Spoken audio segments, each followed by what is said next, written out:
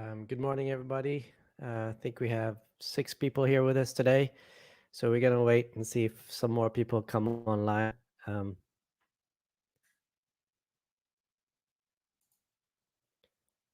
let's see.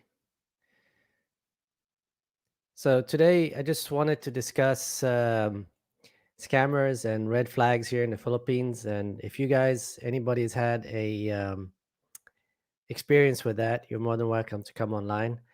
I had one person respond, and let me share this link again so everybody can join. Let's see, copied.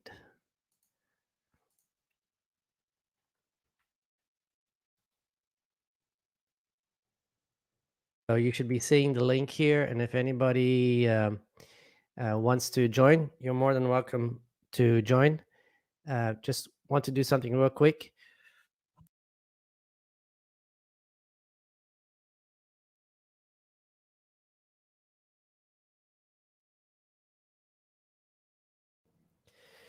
So yeah, good morning, Grayman. How are you? Good morning, Scott.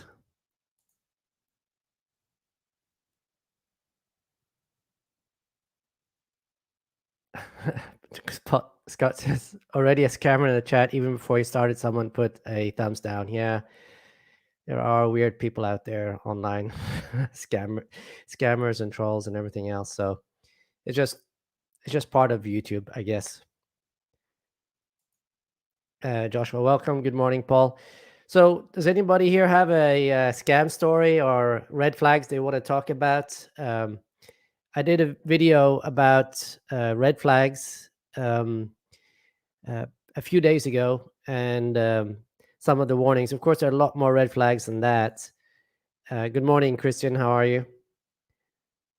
Um, and we talked a bit about scams in that red flag video as well. So I just wanted to follow up on that and see if what your experience are. I'm sure many of you are online chatting with girls. Dennis, hi from Mexico. Hope the weather is good there. I hear the weather in the U.S. is pretty bad these days, but I'm sure it's a lot better in Mexico. Good morning, William. How are you? So I've also invited some guests. Hopefully, we'll get one or two guests today, as I'd like to, like I said, I'd like to hear the experiences of other people. We've all had good and bad experiences online, I think, and in person. And I'll tell some stories here from stories I've heard, stories I've experienced, and so on. Um, Raymond says, I do for one of my clients. I'm a private investigator here in Texas and California. I work a lot of romance scams. Huh. Yeah, I can imagine. You have a few stories. Do you want to come on, Grayman? If you do, the link is up there. Just click on it and you'll just get online that way. That'd be awesome if you could come on, especially being a PI. I'm sure you have quite a few more stories than I do. Dennis says 70s. Oh, the temperature is in the 70s. Wow, that's nice. I mean, that's perfect temperature. Mr. Vegas, checking in at 3:30 p.m. Okay.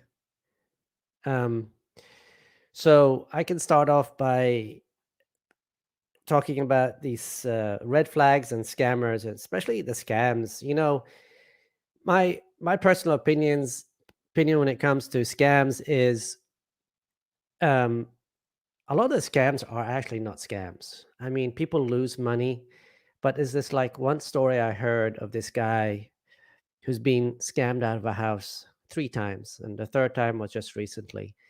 And I think to myself, how can you be scammed out of a house 3 times? So he meets these girls online, falls madly in love, then starts building a house somewhere out in the province. I'm sure they're not expensive houses.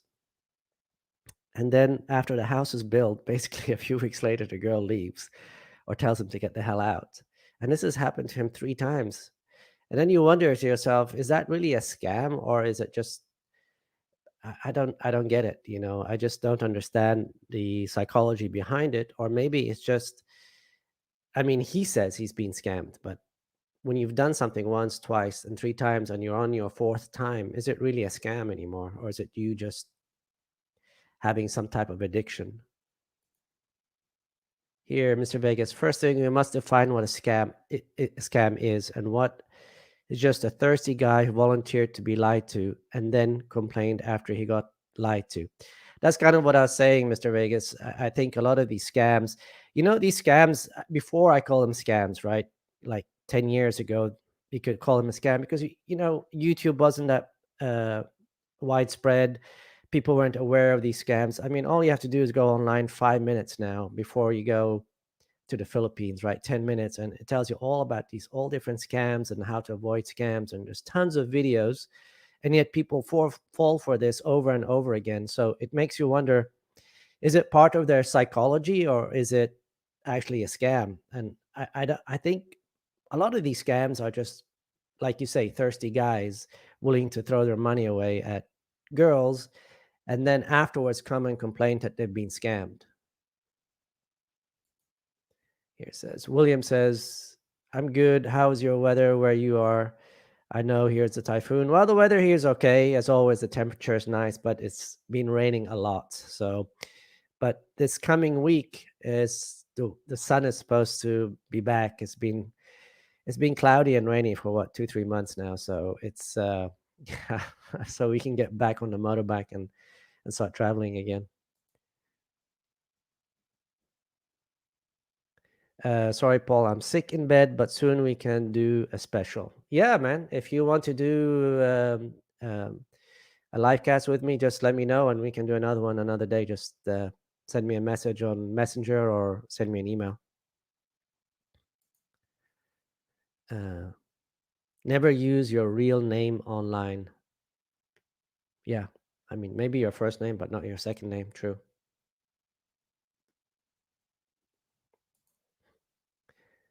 Uh, I agree with Mr. Vegas. Big difference between volunteer and victim. Yeah, I agree also. And but the thing is, if you talk to the volunteers or what you define as a volunteer, they'll tell you they've been scammed, right?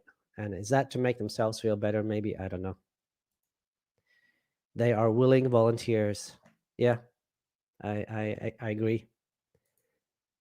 Gio in the Philippines. Hey, Gio, are you gonna join us? um, get a second phone tied to no social media. Why do you say that, Matthew? Why should you have a second phone not tied to social media? Just for what reason would you do that? Um, yeah, but some of the scams here, for example, I mentioned the one guy who lost three houses, and I think he's on his fourth. Um, the other scams, are basically they try to pull you in, right? Those are the real good scammers. They pull you in slowly, either in person or online. Online, I think, is uh, the the most prevalent way because it's the easiest way because you don't have to look a person in the eyes and you don't have to give anything up. So they slowly, by increasing the amount, um, get you hooked in a way, get you emotionally hooked and then financially hooked. And I think a lot of this people that lose money online is because they start in the small. It starts with $1, $10, $20. Oh, it's just $100, and I can get her brother out of the hospital, whatever. And then after a while, you get so financially uh, in not in tune, but um, dedicated to her. So you essentially feel like you're part of that family in a way, and I think that's you become more and more into that person, and you feel you have more and more to lose by not sending money. So okay, Gio's going to join us in a bit. And then Ace Bachelor. Hey, Gio, he says. Okay. Scott says Trump. What? What do you mean? Trump is a scammer? So what do you mean, Scott? Mr. Vegas, I don't go online dating sites, as Ricky says. I don't need a pen pal. Yeah, that is true. The only time I recommend going online is if you're coming here like on vacation and you just want to meet somebody. If you're only here for a week or two, it's kind of hard to kind of meet somebody. Actually, not that hard, but that's the only time I recommend it. Is like, but if you're coming here to live, there's no point going online. Really, there isn't. It's just come here and start getting acclimated to the Philippines and to the Filipino dating culture, and then just start dating.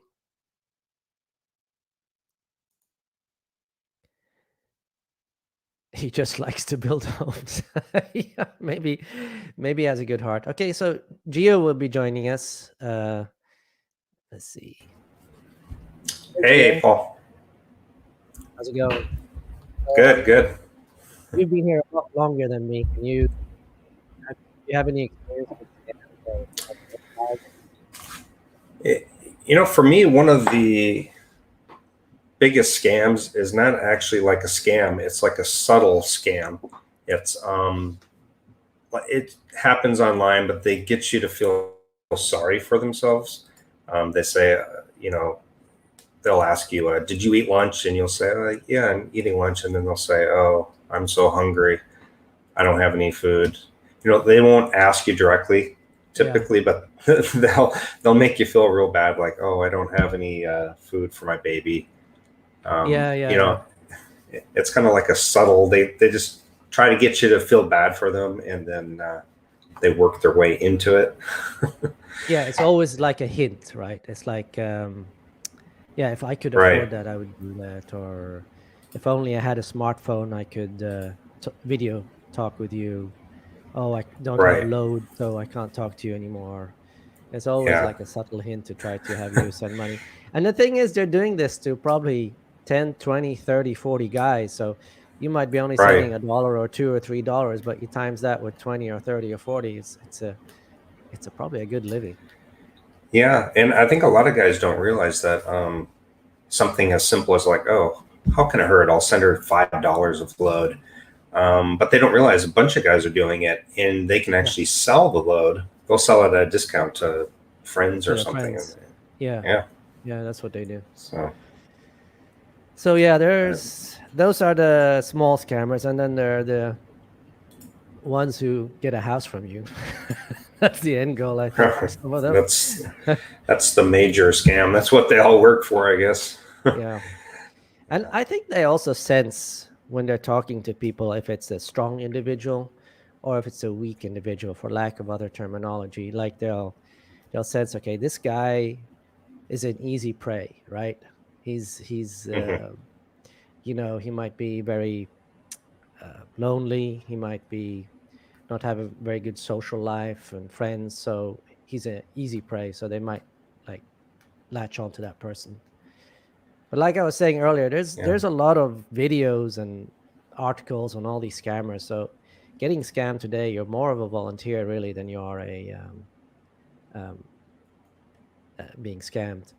Ace Bachelor says, "I'm confident I can meet a Filipina in a coffee shop, bar, restaurant, or retail store." Yeah, well, that is of really true. course. Here in the Philippines, it I've tried to explain this on videos, but I don't think people really understand it before they come here. The dating culture is completely different. Like, for example, if you're in the US, okay, I'm 50. Most people think I'm around beginning of 40s. If I go and there's a girl there who's, let's say, 30, and I try to talk to Hmm. her, the reaction can be very negative, you know.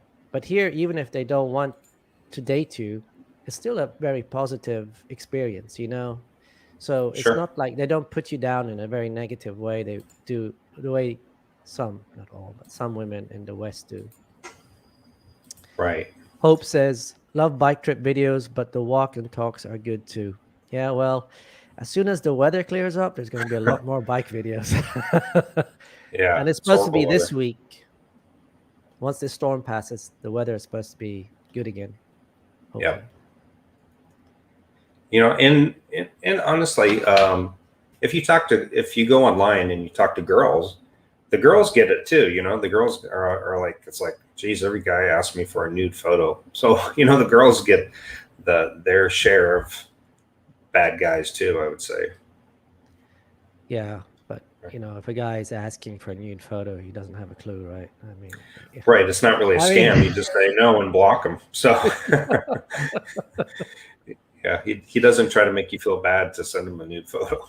yeah, but oh man, I haven't had any nude photos for a whole month now. Yeah. Oh, I can't afford a membership I at can't Pornhub. afford it. Yeah. Please send me a nude photo. Yeah. But that's easy for them to weed out. But there are also Right. scams from guys that pretend they're interested in a girl Yeah. online, and they come here and they visit maybe for a week or two, have their fun, and then leave and never talk to the girl again. It's funny you mentioned that. There's one scam that I've heard of a few times now from Filipinas, and usually they're like Filipinas that are OFWs because they have some money, and they tell the Filipina that they're in the military, and like they're on a base, they're in Iraq, and they can't video call or anything, and they want to go visit her, but they don't have they need like funds, and so I've heard of maybe about 3 or 4 Filipinas get scammed with this exact scam, and it's like, no. So wow, guys are scamming girls now. Yeah, but they target the OFWs. That's not the typical Filipina. Yeah, So actually, that's funny that you say that, because I spoke to my mother recently, and she has a good friend of hers who's mhm. been scammed several times, but she's become a volunteer because these guys, and she's 80 years old. And these guys, they send her a picture, and they're like in their 50s and 60s, and they're supposedly been in the military, and they have these military suits on, or they're policemen or whatever. And Right. and for some reason they don't have any money right now, and so they can't make it over because they lost Yep. something. There's always an excuse, right? And then she keeps sending money to these people, and my mother keeps Yep. telling her, you, Yeah. you need to stop. But she keeps sending money, and I mean, she's to the point where she can't Hmm. even pay for her rent, which is kind of Jeez. ridiculous. Yeah, that's the exact scam that I was talking about. But they Yeah, target OFWs, yeah, Filipinos. yeah. So, yeah. Well, I But guess it's actually harder for women because they're typically not the not the ones who get scammed. So when they see something like that, I don't think they think straight away, is this a scammer? While guys are so used to scammers, right. so their ears perk up straight away, and so yeah. Yeah. So Ace Bachelor says, never send money to the Philippines without meeting in person first. I completely agree. And even if you meet in person, the amount of money you should send should be minimal, because the way I look at it, you didn't create the problem. It's not your problem to solve, you know? So if she likes you, she likes you. If she likes you because of money, then just move on. There's tons of other women. The only thing I would say is that if you feel like she's serious, at maybe at minimum enough to get her load so you guys can talk back Yeah. and forth, But other than that, yeah, I And agree. you can get a monthly plan on Mm, different Globe, TM, Smart, different plans here for about $12 a month. yeah, So that yes, includes, I think, like 8 gigs of data or something, and that keeps going up. So, right, so I mean, you're talking $10, $15 a month. We're not talking big amount of money here. right, exactly. A couple of Starbucks coffees. Yeah. Soon it'll be one Starbucks coffee. Yeah, Rosalind says, "Good morning. Interesting to hear this. Thanks, Rosalind." And Mr. Vegas says, "At what point in the house building process does guy start asking himself if he's getting scammed, or is it too late by that point?" Yeah, once you start on a project like that, you must remember it's the psychology behind it too. You believe you have a life with this girl, and even if you think there's some scam going on, you're so invested in it that you just can't pull out. Most people can't pull out at that point and think to themselves, I'm going to stop this, because in yourself, if you stop this, you'll probably lose the girl. She'll get mad and leave. And that's another thing that they play on, is that they hmm, know you're scared of losing them. And as this is what I say here in the Philippines, you have so many options. Don't be scared of losing a girl. Don't. You have to have that mentality that don't be scared of losing anybody.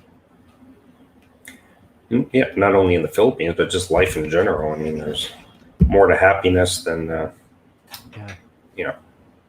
than women. Right. Yeah, I mean, here in the Philippines, life the social life is really good, and there's negatives living here, but it's mostly positive. I've Yeah, said for in my sure. videos it's 8 out of 10.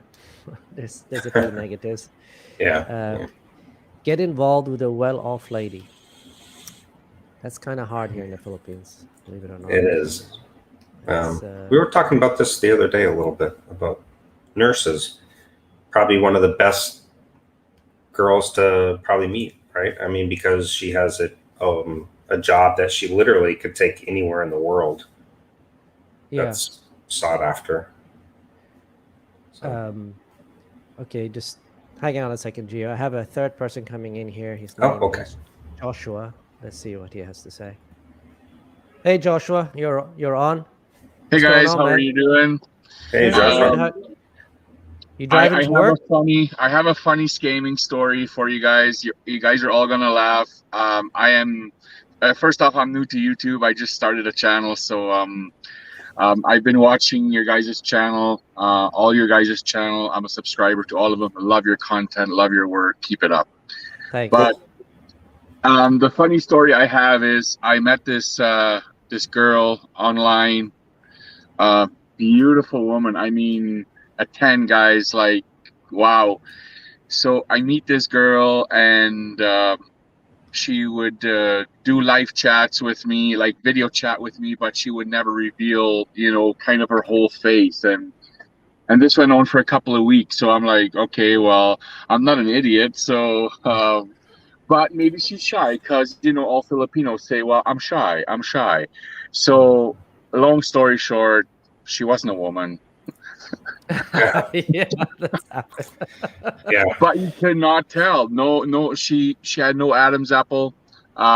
She had a top of a woman, but was not a woman. Yeah. So be careful, guys. Anyhow, guys, I have to run. I just want to add that. Thank you so much for having me, and keep it up. Thanks, Joshua. Cool. Thanks. Yeah, I can So, actually tell a funny story about that. I was in Cebu a few years back, in here on holiday, and I went to this area, um, and I sat down, and this gorgeous girl walked by. I mean, 10 out of 10. I mean, oh my God, my eyes. I just almost dropped right there and then. And she walks by, and I look at her, and she looks back at me, and I think, okay, she's gone. So I sit mhm. down, I'm drinking my beer, and she comes by and sits beside me. And I'm like, I start yapping. I'm talking, talking, talking, talking. And then I ask her a question. I don't remember what question I asked her. And as soon as she talks, I realize it's a man by the depth of the voice. And I look at her, him, whatever you want to call it. I said, you're a Right. man, aren't you? He said, yeah, you don't like that? No. you Uh, know, and then a they, few, a few, minutes later, 10, 20 minutes later, she came back with some actually real girls and sat down there. Oh, here are my friends, they're real women. So, and I thought to myself, only here in the Philippines. yeah, yeah. Those Yeah, stories happen in Southeast Asia. yeah, yeah. So you got to be careful here. You got to be careful. So let's see what Mr. Vega says here. Westerners bring their scarcity mindset from the West. They have to leave that behind and realize that they are suddenly in demand in the Philippines. That's exactly right, Mr. Vegas. But it's easy to say. But the thing is, you got to live it to understand it. You know what I mean? I mean, you kind of understand it like logically, but emotionally, it doesn't really sit before you get here and actually start doing the dating here. Yeah. Rosalind says many scammers too on dating site. Yeah, I think that's true.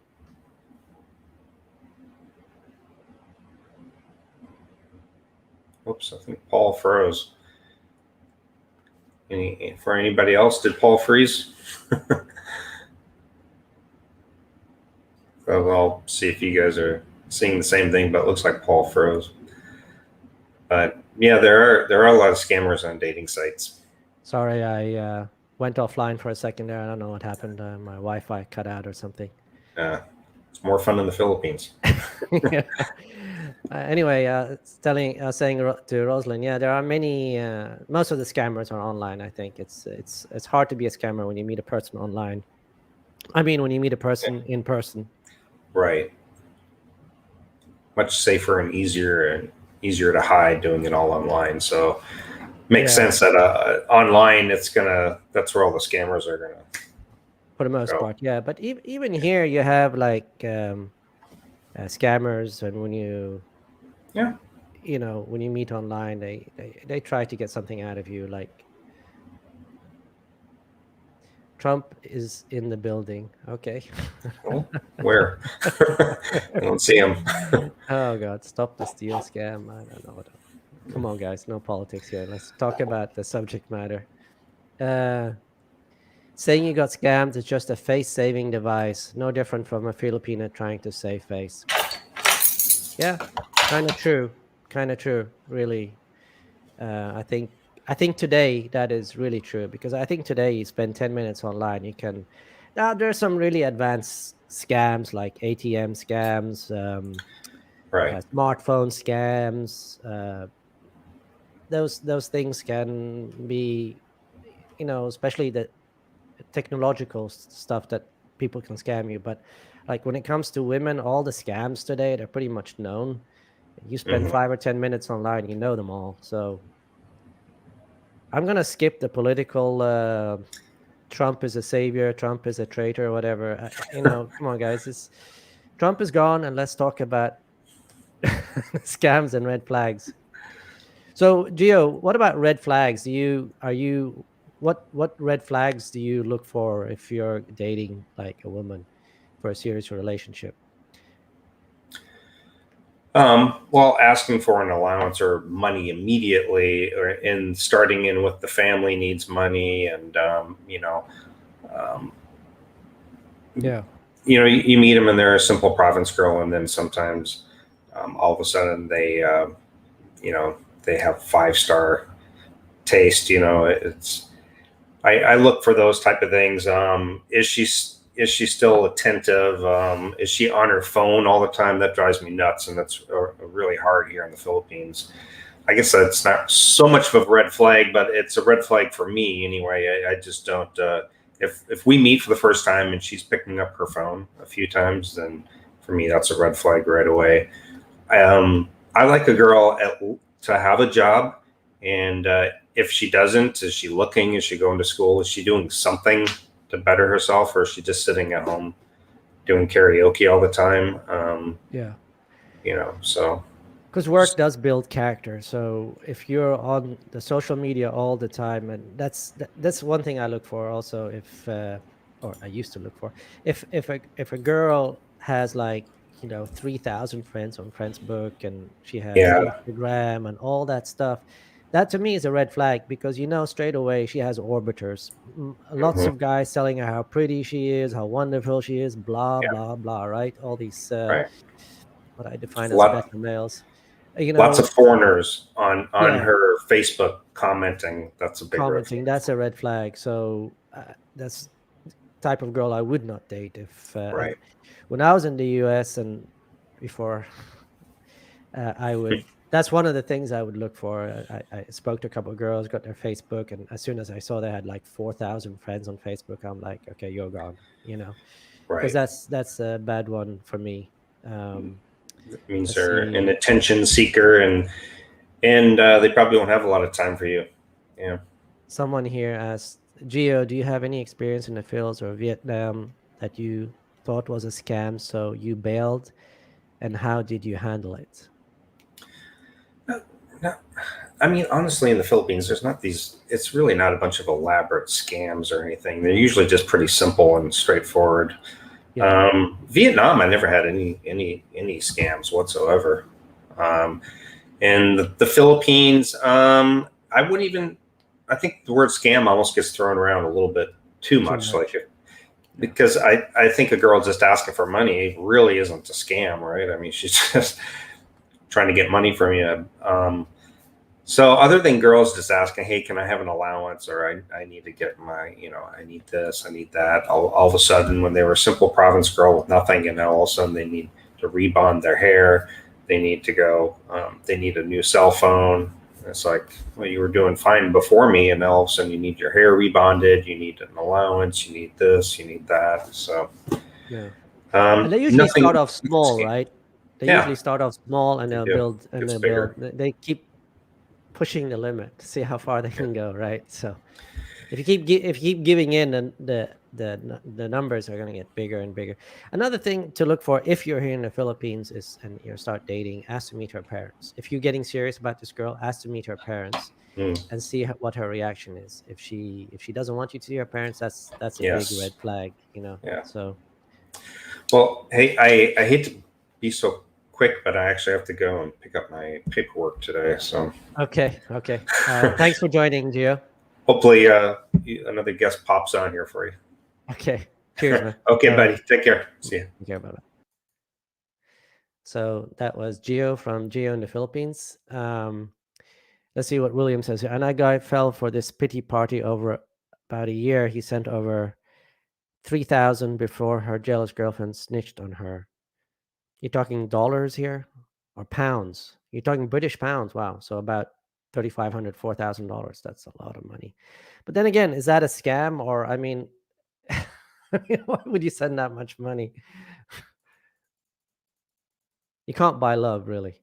So a girl's either attracted to you or she's not. So Sunrise, Trump was not the fool who gave women the vote, unlike all other politicians. He never advocated policies that give women more power, to take men to the financial cleaners. Okay. No comments. I'm not going to comment on political stuff. Hi, Paul. If you go back to Europe, USA with Mia, do you think you will experience negativity in the community age gap? And do you think you can cope with it? Greetings to Gio also. If I will experience, I don't know about Europe. I can tell you about the US. Even though I lived in Europe, I never had really much of an age gap because I was, 29, 30 when I left Europe. So the US, yes, there is negativity. The way they look at you, snide remarks. It's just not an accepted type of relationship in the US because of feminism.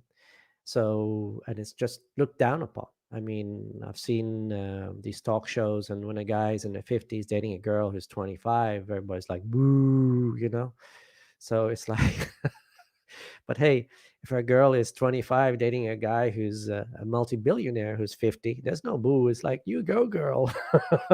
So it's such a, yeah, it's become such a feminist society. So it's ridiculous. Let's see. Oh, that's interesting. Starlink is testing over the Philippines now. So you're saying you can sign up for one of those, what do they call that? Testers. So you can test, because I know there are people signing up and they pay for the dish and all the equipment, and they're part of the testing program. That would be very interesting. I can hardly wait for Starlink to be available here in the Philippines. Not just because people will sign up for Starlink. Many will, and I will for sure in the future, but also because it gives the Philippines the internet providers here in the Philippines a lot more competition, and competition is always good because when there is competition, things get a lot better, a lot quicker. So hopefully we will get that soon. Big Day says, hi, Gio. I hope you and Jing doing in these crazy times. Gio just left, so they're doing good. Reefs, scams, not sure what that means. Let's see, 40% unemployment in the Philippines. Jobs are hard to come by. Yeah, really true. The number I read, that's a few weeks back, was about 50%. That's probably gone down somewhat as they are opening slowly. And that's part of the good news is they are actually starting to open because of, like I mentioned in my videos, three things: the election coming up, the economy really going downhill, and the vaccinations. So even though they really haven't started vaccinating on a big scale here, but all the rest of the world is vaccinating. So, sooner or later, many of these countries will reach what they call herd immunity. So I think people will be surprised how quickly things open up. Is my maybe I'm overly optimistic. Let's see. Win Duncan says, Are they asking you guys living there for money online? I haven't really had that issue, but I don't contact them unless in country and looking to meet in the next week or two. Yes, even if you're here in the Philippines and you contact girls online, sometimes you will be asked for money. And there are different types of scams. If you live here in the Philippines and they realize you live here in the Philippines, again, they know they can't ask for a lot of money if you live here because they know that you understand the situation. But for example, they might ask for bus money and never show up. They might ask for load to talk to you. They might pretend they live in an island where you live, but maybe 100 kilometers away, and they want to come see you, but they need to take the bus. There's all these little scams, but we're not talking lots of money here. But yeah, there are scams even if you live here and you're online. Yeah. Let's see, Mr. Vegas. I like Paul's mindset. I don't create the family's money problems or health worries, so it's not my job solve it. Yeah, that's exactly right. It's not your job. Now, if you want to help solve it, that's one thing. Like, you know, if you're with a girl for a longer time and there's somebody in the family you see they have potential and maybe you want to send that person to school and all that, that's a good thing to do. Make somebody's life better if you can afford it. But it's not your problem to solve, and that has to be said right from the outset of any relationship, in my opinion, to make sure the relationship doesn't become about money. And I think a lot of guys are, I'm sorry to say this, but I think a lot of guys are almost scared to put down the line and say, this is the way it's going to be if you want to be with me, because they're so used to that Western mentality of not that thirsty mindset that what if I say this, the girl's going to leave? Well, my mindset, if she leaves, she leaves. I like her, I love her, but if if you must never make, in my opinion, you must never make a woman the point of issue in your life. You have to make her the icing on the cake. And if she's there for the right, good. If she's not, that's up to her, right? So never make one person your whole life, whether it's your girlfriend, whether it's a friend, whatever. Never make one person the whole. You have to have options in your life. So you don't, if you lose something, you don't go like into a depression mode like some people do.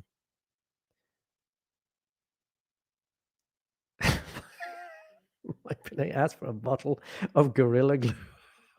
What's she gonna do with the glue?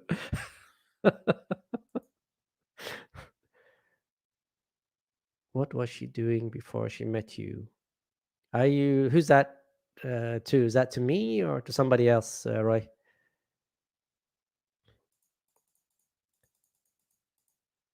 Hello.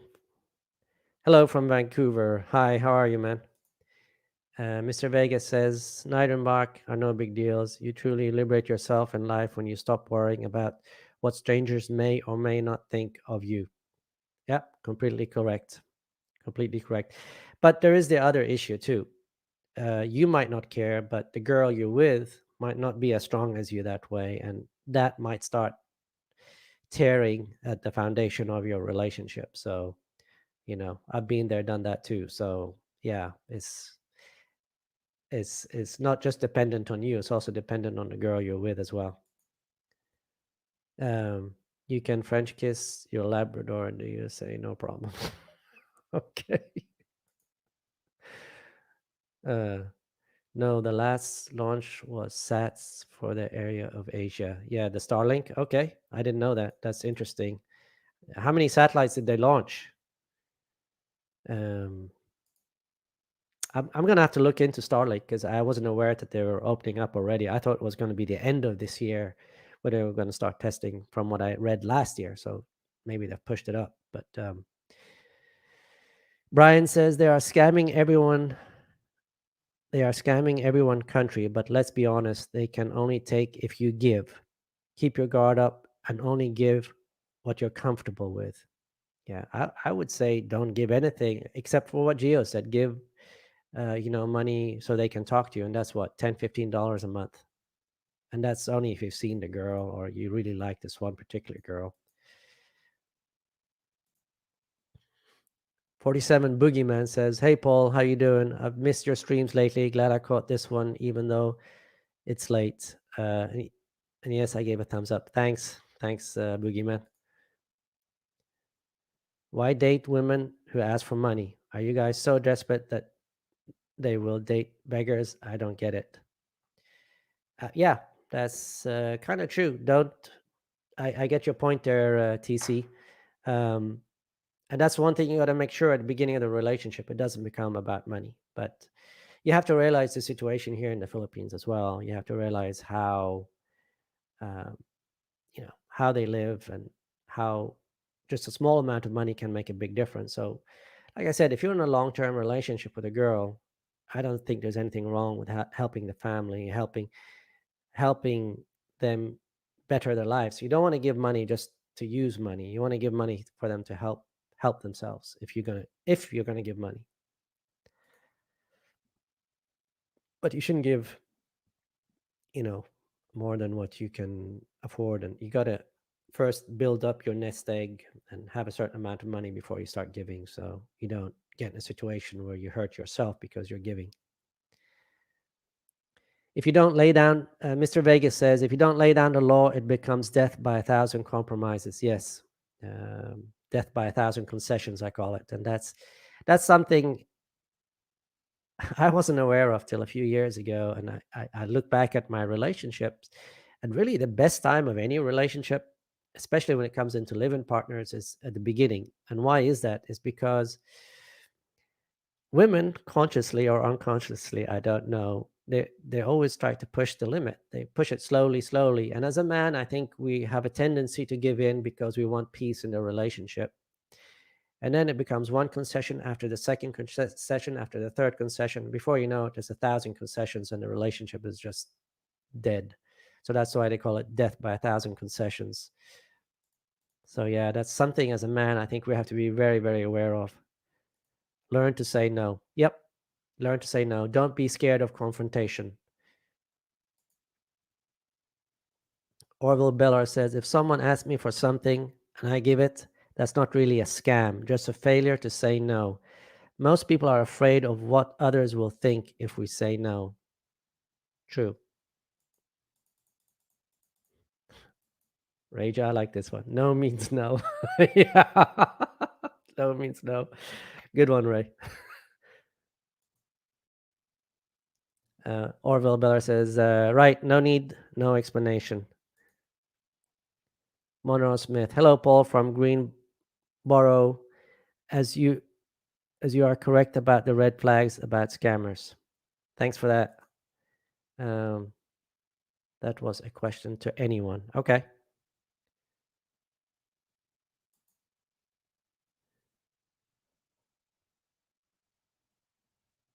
Could take up to 5 to 6 months to tie into the satellites for Starlink syncing, etc.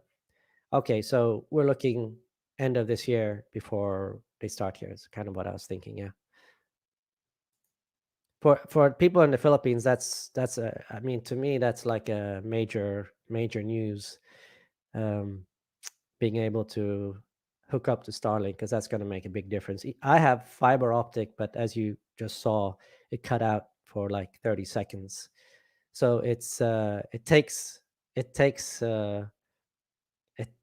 it's going to be good to have some competition here where they have to pull their stuff together. Wondering, Doc, what was your longest relationship? My longest relationship was 9.5. Was it 8.5 or 9.5? 8, 9 years. Yeah, that was my longest. And then after that, it's gone downhill. So yeah, the they last this long without your help, they can last the rest without it. Oh, we got another someone else coming online here. He's a big YouTuber, and I'm gonna. Hey, Ricky, how are Hey, you? man. Hey, how you doing? I'm awake. You're awake. Good stuff. Yeah, for the most part. Yeah, it's been kind of a weird sleep schedule here lately. Yeah, it always is with the barking dogs and the roosters, right? Well, just you know what I think it is. I've been talking to some people, and a lot of I mentioned it on one of my live streams. Just the whole weird sleep pattern thing. It's I sleep maybe 5-6 hours, and this is only in the last 6 months this has been happening. I sleep 5-6 hours, wake up in the middle of the night, no alarm clock, can't sleep, and then it's a vicious cycle because then I try to stay awake. Well, I stay awake, and then I crash and get tired, about 11 or noon.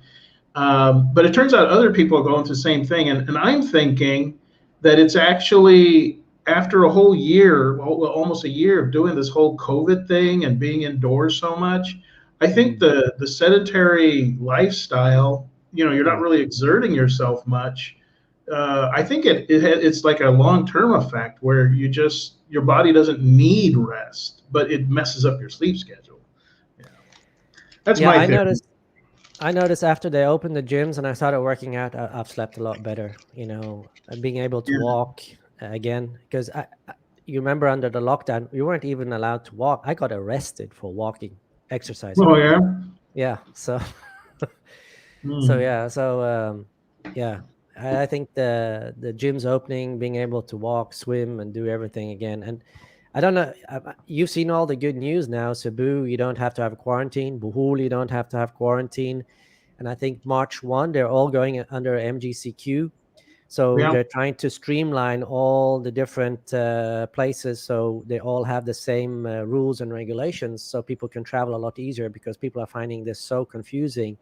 So I think Oh, that's going to help too for us to get out and visit places. And I think that's going to help on the sleep schedule. You feel just a lot better. You don't feel like you're in prison. So yeah. Yeah.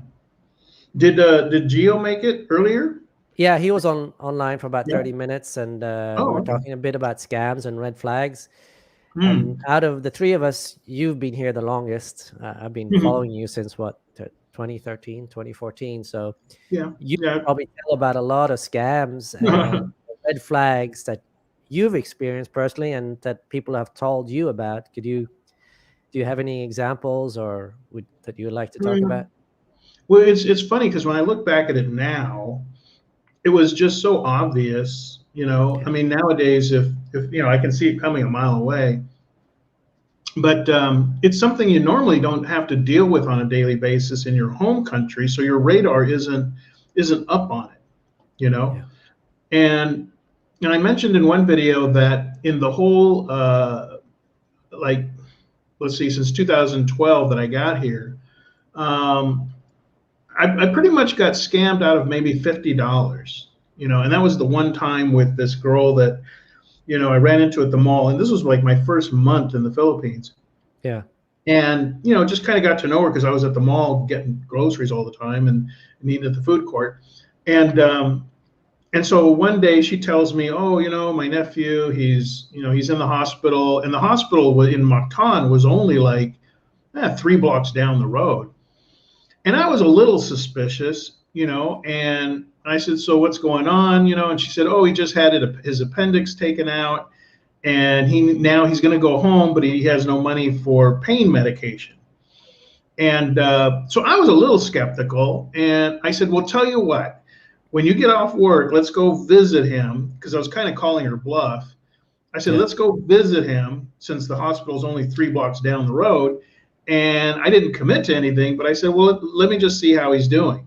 So after she got off work at 9 p.m., we walked down to the Mactan Doctors Hospital just down the block from Basak, there, the Grand Mall. And we go in, and sure enough, she does have this nephew there. He's laying in the hospital bed. And now the thing is, the parents didn't speak any English at all. yeah, And And so she says something in Visayan, and he shows his appendix scar, fresh appendix scar. And I'm like, okay, she does have a cousin. He just did have his appendix taken out. The parents are here. This is legit. So I felt, kind of sorry for their situation. So I said, okay, well, how much are we talking about, for pain meds? And that's when she told me, oh, it's like 2,500 peso, which is about $50. And so I thought, well, okay, it's just $50. So I went and the next day got the money and dropped it off and gave it to her. But then later, I mean, it was like maybe 2 weeks later, I found out that the pain meds he needed was not $50. I mean, it was more like, $8 to $10. So she might have given him money, but pocketed the rest. And that incident, I was in a way fortunate, put me on guard for the rest of the time that I've been in the Philippines, which is why it's kind of like I made this rule in my head.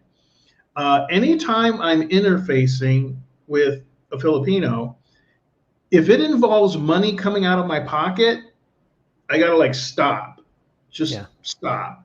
Just, okay, let's evaluate what's going on. Now, I have had Filipinos that, they were either just friends, like I never dated them. I mean, we went out to eat and stuff, but they weren't my girlfriend, and I wasn't even sleeping with them. They were just a friend. I was new to Mactan and I wanted to know people, so I just hung out with some people, some women. But there were other women who were more like the whole friends with benefits thing, not my girlfriend, nothing exclusive. Now, there were times over the years that even with ex-girlfriends, that they contacted me and they said, hey, and then they gave the story. And, whether it was true or not, I didn't care. All I cared about was I thought, I know them, I know their life, I know the hardships they go through just on a regular day basis. I don't even care if what they're telling me is true. Basically, they need some money. So I don't consider it scamming when you're just basically doing charity, and you just give it to them because you want to help them. That's a bit different, though. If you've been with a girl for a long time, let's say months or years, and it ends, and then a year or two later they contact, because I don't know about, everybody's different, but like if I've been with a girl for a longer time, I actually care about that girl, even if it ends, unless she was a psycho. Right. I mean, if we've had a good relationship, she's a good girl, but just things didn't work out. I decided to move on. She decided to move on. There's still a place in your heart for her. And if something is going wrong and you have the possibility and the funds to help her, especially here in the Philippines, because so little makes a big difference, right? To me, my thing is I don't want to just give money for rice or money for food. I want to give, if I give money, is to help that person make more money in the future, to help that person gain knowledge so they can find a way, like I'm helping Mia's little sister, so because I see she has potential in the future to get an education and change her life considerably, right? So I think things like that it's good to do. And if you have feelings for that person, not that you're in love with them or something, but you care about them, I think that's the way to go, really. I don't think you have to be a complete asshole, if you have the funds. But the first thing you got to look at is that you do have the funds. I mean, I've seen all these videos, live on $1,000 here in the Philippines and blah, blah, blah. I think the good budget here in the Philippines is $1,500 and 25,000 in saving, at least 25,000 USD in saving in case something should happen. And if you don't have that, you shouldn't be giving away your money. That's my opinion. You have to think about yourself first, and then if you are able to help after that, then go ahead and help, because you don't want to put yourself in a situation where you're needing help and you have to start a GoFundMe page or something like that. Well, the list of people that are going to come to your help is pretty small. I mean, really. No Filipinos coming to you and giving you money. You go. Right. And here's the other thing is that, two things. One is, our culture, our Western culture, And I've told this to Filipinas, when I'm telling them no, like maybe I went out with her twice, nothing, no spark, no magic, and then I just went on and dated somebody else. Yeah. And so, they hit me up maybe, 6 months later, and there was no real connection there. And, based on just my subjective decision making, I already decided, no, this one I'm not going to help. I don't help every girl that asks. And there just like wasn't much of a connection there. And I'm like, how come I never hear from her unless she wants money? So I decided, no, I'm not going to help her. And part of the way I explained no to her is I told her, most Westerners, like my mindset is, if I need money, I would rather take out a loan from the bank or extend my credit card than ask my friends for money. I don't involve friends with my money.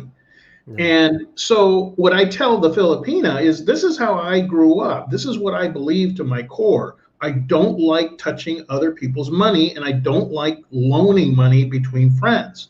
If we're out for dinner and he's running a little short, we want to go to a nice restaurant, I'll just tell him, hey, it's on me. Don't worry about it. And I don't expect to get paid back. I just, we're friends, and I'd rather give it to him. So what I tell the Filipina is, well, you consider us friends, right? She's like, oh, yeah. Well, that's why I can't loan you money. I don't do that. I never loan friends money. I'll give them something, a gift. I'll buy them, like maple syrup if they like maple syrup, or I'll give them, lunch, whatever. But I don't borrow money. Like I said, I'd rather borrow it from a bank at interest than ask my friends for money. So that's how I kind of relate it to them. Yeah.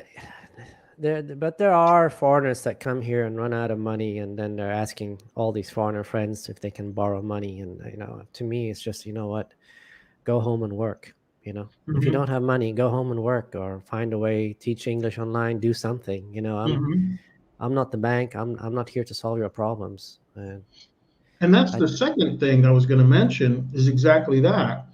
I have to first, as much as I may even feel for the person, whatever, if I have to ask myself, is this going to crimp into my budget? Yeah.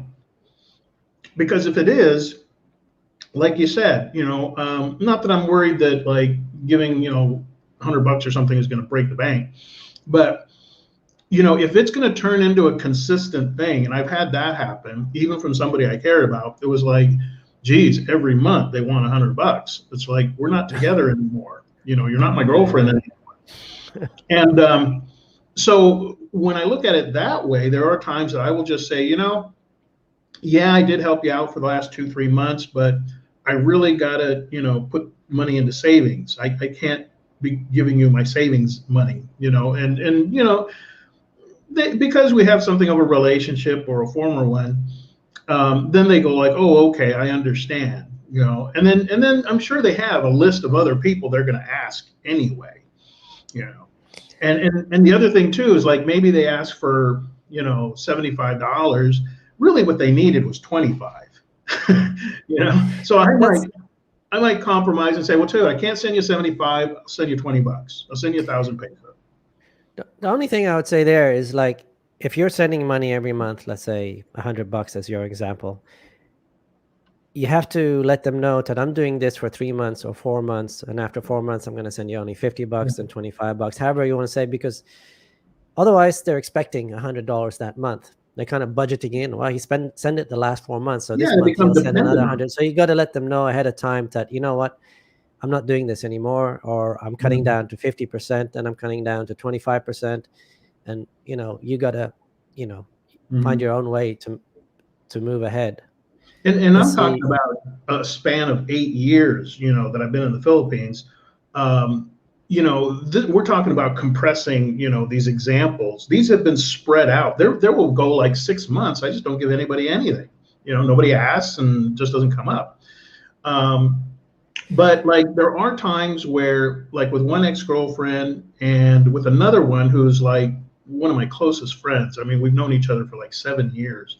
And then there's another Filipina that, again, I've known her since like my first 4 months I got here.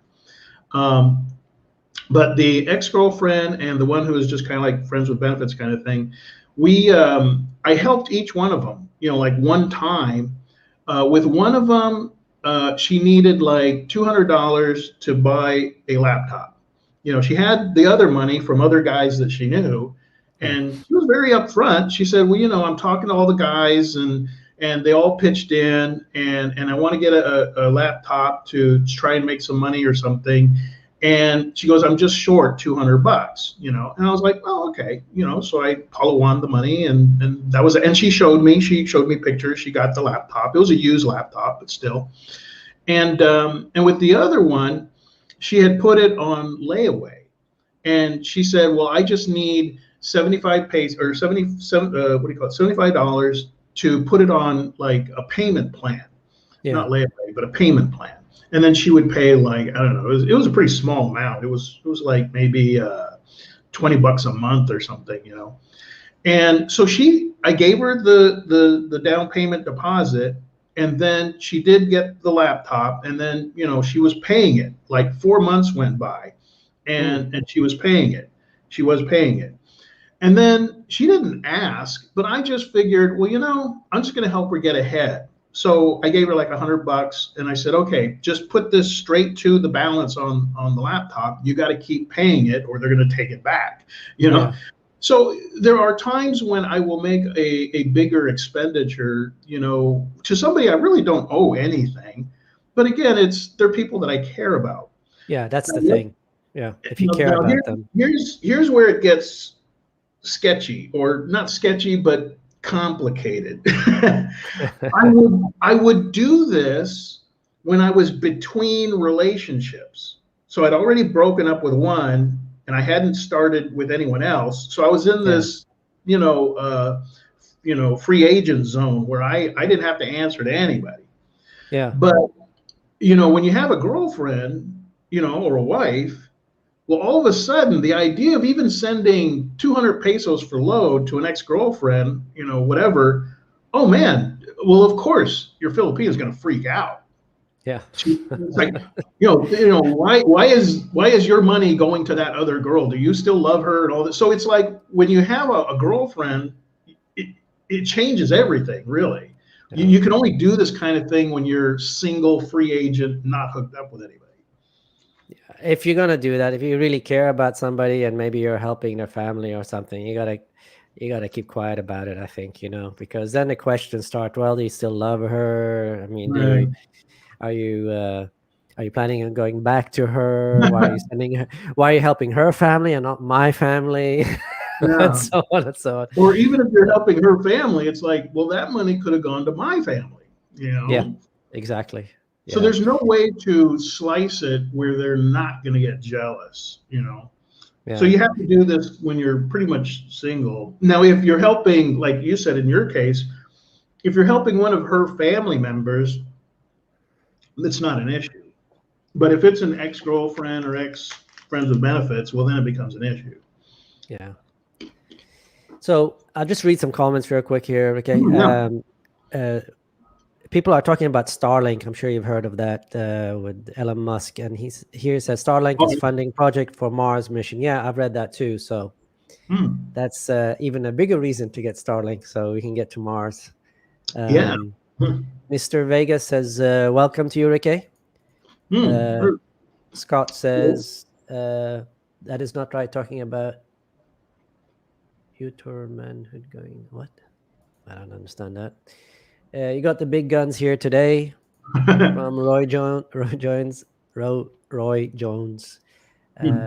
Shaquille says, all comes down to the choices we make and being responsible for them and not blaming anyone but yourself. That's really true. Good comment there, Shaquille. February 4th, SpaceX launched 60 Starlink satellites, and they were I think it was Scott who was saying earlier that the Philippines now you can actually get Starlink as a tester. Wow. So that's interesting. Scott says, oh no, that's to somebody else, not to us. Let's see. Barnaby Barry says, I have a better story. Cali, Colombia. My girlfriend in 2002 told me she had an ulcer, 600 USD I gave to her. I went there to visit her.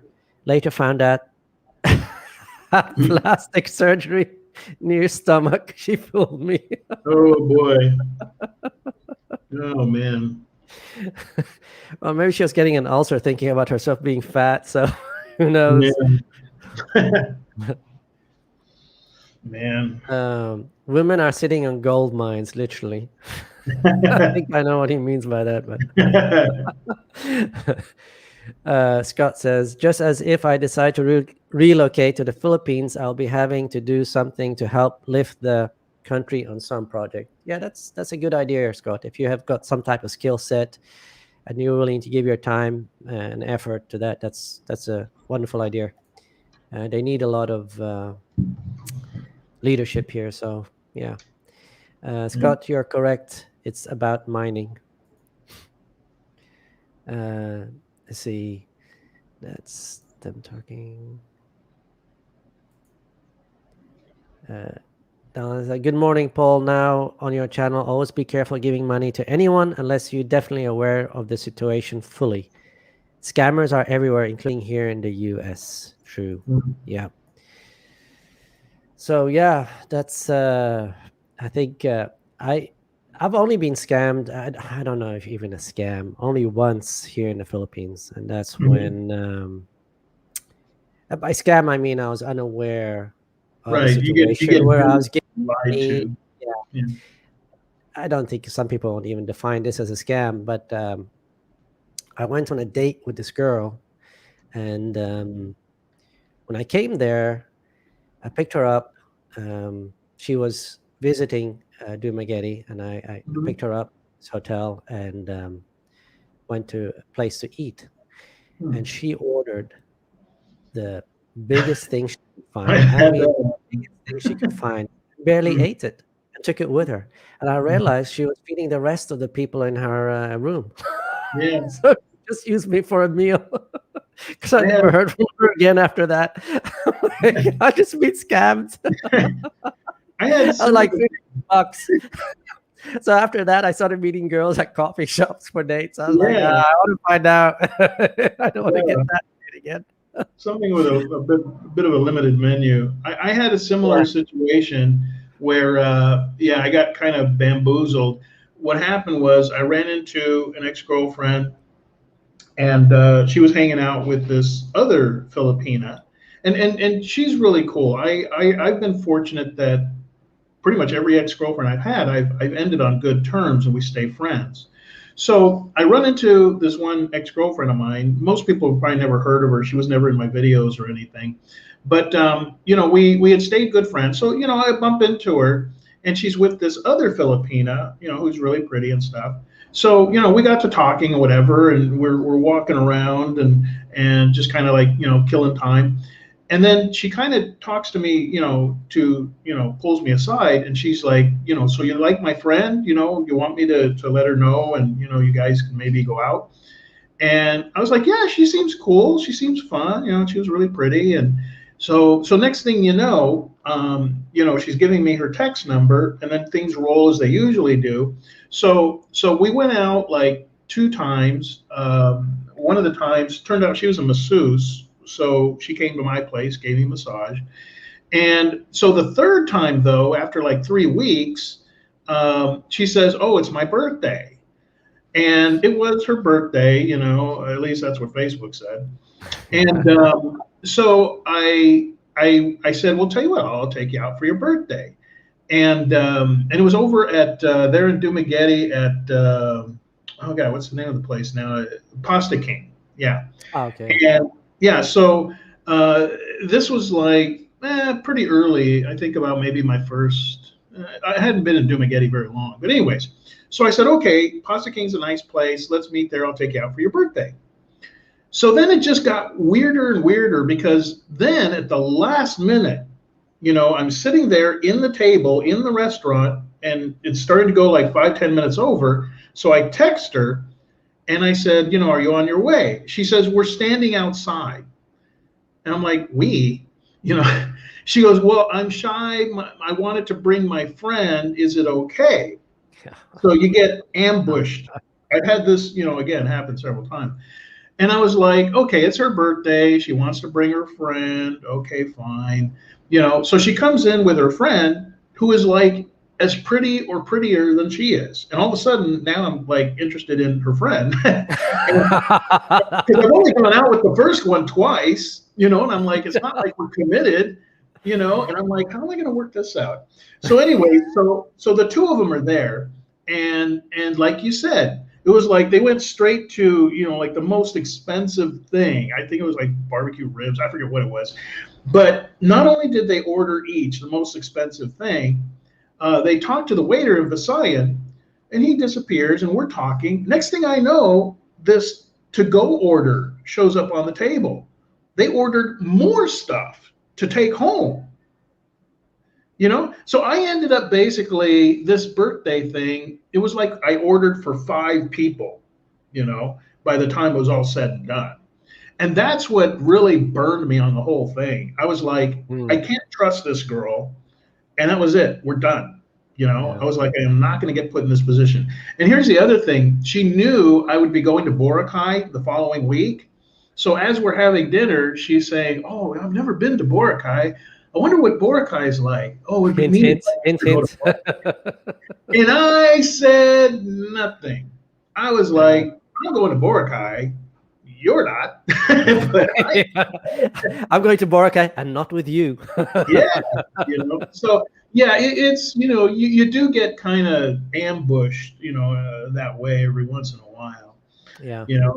And you feel too much like a jerk to just say, well, no, tell your friend to go home or whatever, So it's like, all right, fine, fine. It's your birthday, whatever, okay, your friend can join us. And it happens. But, I learned from that. One person here calls it, I'll just read 2 comments here. David says, hello, guys, joining you from Yorktown. Hey, dude. And then Mr. Vegas, Paul, you're the victim of a foodie call. And yes, I foodie was, call. and so was Ricky, right? But, Yeah. The thing I learned from that was just to meet them at a coffee shop, basically. And if not, I go out for lunch. And if they start ordering a big deal, I'll right there, I'll confront them and say, hey, I'm not here for you to eat, order stuff for your family. If you want to, you can pay for that yourself if you want to, because I ain't paying for that. And I think it's kind of rude when they don't ask permission. Like I've been on dates and girls will actually ask permission. Can I order this? And I say, yeah, go ahead and order that. But if they just start ordering stuff, I'm like, that ain't going to fly, So you got to be confrontational with some women. And I think women actually respect that. They see that you're not the pushover. They respect that, I think, again, in 8 years, it's kind of a neat, I've never heard that before, foodie call. So thanks to Mr. Vegas for that. I think in 8 years, that ambush thing, I'm trying to think over the years, 2 times I know it's happened. Maybe a third, but 2 times for sure. There might have been a third time. I can't think of it. Well, so yeah, it can happen. Yeah, 3 times in 8 years. Yeah. But I mean, you've been here for what? In the Philippines for what? 8, 9 years, 10 years or something? Well, 2012, but then I spent 1 year in Vietnam for 2019. So total 8 years? Yeah, about there. And you've been scammed maybe a handful of times, costing you probably less than a couple of $100, right? Well, actually, it's the $50. Anything else I gave after that was, like I said, again, I just knew.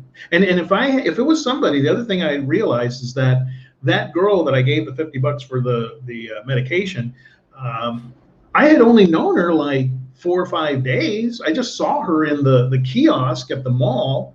So learning from my mistakes, what I took from that was I need to know this person, like not just acquaintance. I need to actually have known met their family and, spent real time with them before I'm going to take money out of my pocket, Yeah.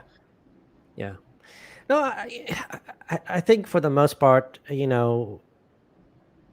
dating here in the Philippines, there's been very little scams. There are some scams, and you can usually for me at least, I've had this kind of feeling inside, there's something not quite right, but I didn't quite listen to it. There's something because, the girl's really pretty Mm. and you're like, okay, I'll go on a date. But there's usually some type of feeling that something's not quite right here. They're trying to hide something. Yeah. Um, Big difference between being a victim and a volunteer. Yeah, true. Yeah. D Coop says, I'm a beta Starling tester here in California. The cost is $99 to become a tester. Then when available, it'll be $499 for kits and $99 a month. $499 for the kit. Wow. And That's I kind of high. imagine that's worth it if you're in a remote rural area where you get no signal, but you can get a much better deal than that at any cable company, you know. Well, I have PLD here, and it's I still, I get 30 M down, and I think it's 5 or 10 up, and I still have issues all the time. It goes out, and when it rains, it goes down. Mm. So, I mean, it also depends. If you're, for example, me, I live in a subdivision. I could easily Mhm. get that deal there and share it with 3, 4, 5 people around because there's 100 megs down for that Oh, okay. $99 a month. So it might be worth it in the end if you live close to some people and you can share something like that compared to, Yeah. and some places they don't have PLTD, so but they don't Mhm. have fiber optic, right? Yeah, it depends, Uh, but yeah, the rural areas, yeah. yeah. Uh, Donald Tima says, watching Gia interview your GF Mia had a nice time, and I find Mia very engaging, a little bit shy, but she comes across very genuine and in a positive way. A true Filipina at heart. FYI, I'm Filipino. Hmm. Yes, she had her first interview for her channel yesterday with Gio, and she was very nervous. So we're kind of working on that. I'm actually interviewing her here so she can practice her English more because, this is something really true. When you get a bit nervous and this is your second language, English is your second language. It's like your brain kind of freezes up and you don't talk fluently because, like, I know Mia, and when we talk, she's much more fluent than she is on Mhm. camera. So she's still a bit nervous, but like I said, she'll get over that, and she's already doing better. So That's good. yeah, thank you for that comment. And Nomad Hatter, my Filipina told me today that there is more talk of higher chicken and pork prices than news about COVID. I'm wondering if the economics of these lockdown choices are taking more precedence. Yes, that's one of the things I said in my video. I think the Philippines is going to start opening up because of the economical pressure. You see pork prices, chicken prices go up, and why is that? Is because people are under lockdown. So under lockdown, production goes down. The people still need the food. Still, people still need everything. So the Mhm. prices will go up, and that's what's happening now. Prices are up here in Dumaguete. Chicken's up by 10%, and I heard in Manila it's up by 25%. And for Yeah. people in a very small budget, that's do or die kind of situation Right. where they can or cannot eat meat. So yeah, people. It's funny. I went to have my haircut. Was it a week ago? A couple of weeks ago, and I didn't initiate the talk with the guy, and you could tell he was so fed up by the government and Mhm. all these lockdowns, and why are we having all these lockdowns? More people are dying of starvation than corona and blah blah blah. So Mhm. I think there's a lot of pressure on politicians because of the election next year. And also with the vaccines coming out, I think there's a lot of pressure to start opening up. So I think, Yeah. like I mentioned earlier, March 1, they're talking about every island being under MGCQ and Yeah. streamlining all the restrictions. So once they streamline the restrictions, we should be able to travel, especially if there's no quarantine and swab test and swab, you only have to do a swab test. I'm going to start traveling for sure. Mhm. So Yeah. Warren Cable says, I don't think many foreigners would realize how many have so little and how low wages are there. My fiance has a university degree working in a pharmacy and gets $6 a day. Even the cost to get a job, crazy. Yeah, about Mhm. 300 pesos, three to Yeah. 500 pesos is about right. $6 to $10. It's not a lot. And that's one thing. I, what maybe you can talk a bit about this, Ricky, but I try to, when I'm going to eat or going to park my bike, I try to give tips as much as I can to the working people so they can, I mean, a $10, $10, a 10 peso tip, a 20 peso tip, a 50 peso tip. It's not really big money for us, but it's a lot of money for them, so that's a way of helping out, I think, tipping all the time everywhere you go. Yeah. Now, some people I always tip. Like my barber. There's only two places here in Cebu I go to get my hair cut. Usually, lately, it's been Bruno's, or yeah, Bruno's. And so them I always tip. No matter where it is, I always tip them because I know I'll be back. I want them to do the same exact job. But yeah, with waitresses, taxi drivers, even I hate when they pretend they don't have change. But I use Grab a lot, and when I don't use Grab, if it's just like I'm giving them 150 pesos for a 130 fare, I'm just like, keep it. I mean, because the question I keep asking myself is this 20 pesos, which I'm willing to give as a tip to whoever, the waitress, whoever, this 20 pesos, does it mean more to me or does it mean more to them? Yeah. To me, it's, especially if it's change, I end up with a big bag of change that I really, they don't have those machines where you dump it in and convert it back, to paper money. So I'm like, I don't even want to accumulate all these coins. So that's usually my trigger point is it's 15 pesos, it's 20 pesos. This is not going to mean much to me. In fact, it's just going to sit there in that coin jar. But for them, it might make the difference between them getting I don't know, whatever, a snack for their break time, or not, or getting a cup of noodles for their lunch or something, So I usually lean more towards leaving a tip. Yeah. Especially places that you visit a lot, because like, for example, there's certain places I go here in Dumaguete over and over and over again where I go for coffee or I go to eat because they have good food at good prices, and Mhm. those waiters at that place are really good. They remember you, they remember what you tend to eat. They'll say, Yeah.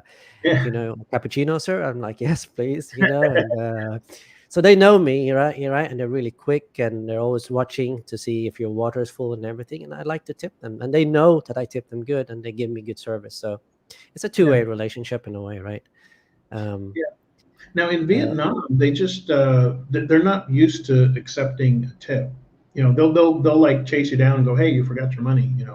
Um, but I will say this: that there are a lot of guys who are just anti-tipping, and I yeah, don't know if they're cheap or what, but they will say, "Well, it's not part of their culture. Don't introduce Western culture to their culture. Don't start this tipping thing." And I'm like, come on, we're talking about 15, 20 pesos. I see their point, but however, it's the way I look at it, it's not about tipping. It's more about helping them out. Yeah. It's if you're making $5-6 a day, Right. and it just It means more to them than it means to me. So it's yeah, it's like, exactly. So it also creates a good. You can look at it as in a positive way.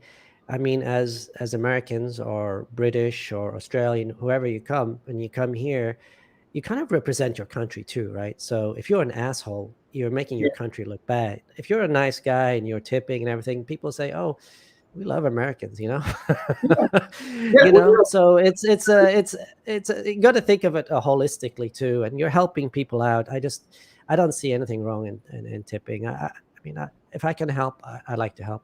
Zap yeah. says, "Stay safe, guys. Enjoy both of your channel. Thanks for the what do you call it? Zap. Yeah, zap. Yeah, thanks for that, Zap." Um, wait, here. Starlink will be a major backbone for the new digital financial system. Reaching remote locations is a must. It's much bigger than just internet surfing. Good comment there. That's the future is really all about the internet and doing things online, working online, payment online. Mhm. In the future, I think the future is your phone. You go to register, you pay with your phone. Cash. I mean, the US has basically become a cashless society. I mean, Yeah. friends living in Norway tell me they hardly ever have cash anymore. Everything is cashless. and I think we're heading towards that way. Not so much in the Philippines yet, but that will come here. Yeah. Philippines is a cash society, there's no Yeah. doubt about that. But who knows in 10, 20 years how that will be. I mean, they're lagging behind when it comes to technology, and I think that will catch up as well. I don't know if that's a good thing or a bad thing. I kind of like dealing with cash personally. Okay, some pros and Starlink will Starlink will slow adding in data error corrections, steps in heavy rain. How much I don't know. Okay. Let's see. I have PLDT optic. Michael says I have PLDT optic still goes down and it's slow. Yep. Me too, man. Me too. It's cool to see Ricky on your channel. If there's an expat who has a lot of information about the Philippines from an expat's perspective, the first name that comes to my mind is Ricky. Yeah. Funny story.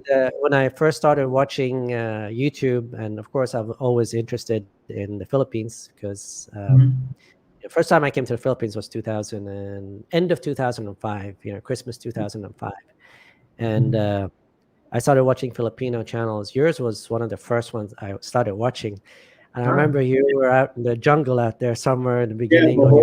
Yeah. It was really interesting. There was hardly any other vloggers at the time. You were like one of the first.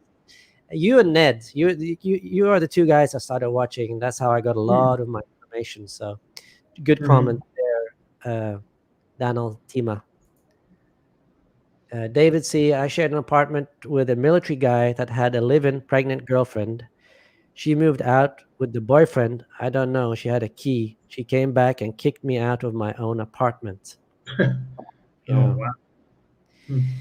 Yeah, if that's why I say rent, don't buy. Because if you rent, you just stop paying the rent and can move somewhere else, right? So, yeah, but I'd never let anybody kick me out of my own apartment.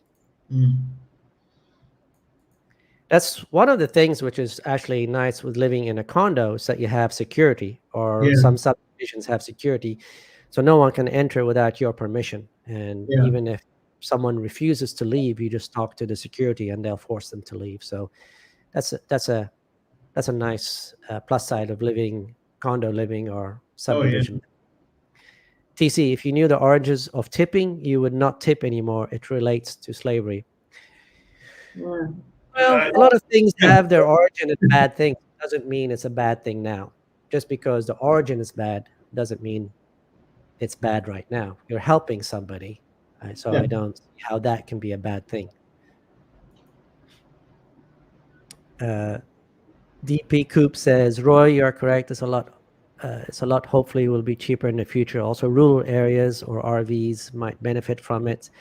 The Philippines rural area internet is horrible and need for YouTube. Yep, true. I have a friend who lives in a rural area in Bohol, and it's pretty bad. It's pretty bad. I actually feel guilty getting a 50 peso haircut. I always tip extra in situations like that. Well, here in Dumaguete, it's actually like 35, 40 pesos, which is less than $1. I used to go to that place. You probably know where it's at, over by Food Net, right across the bridge.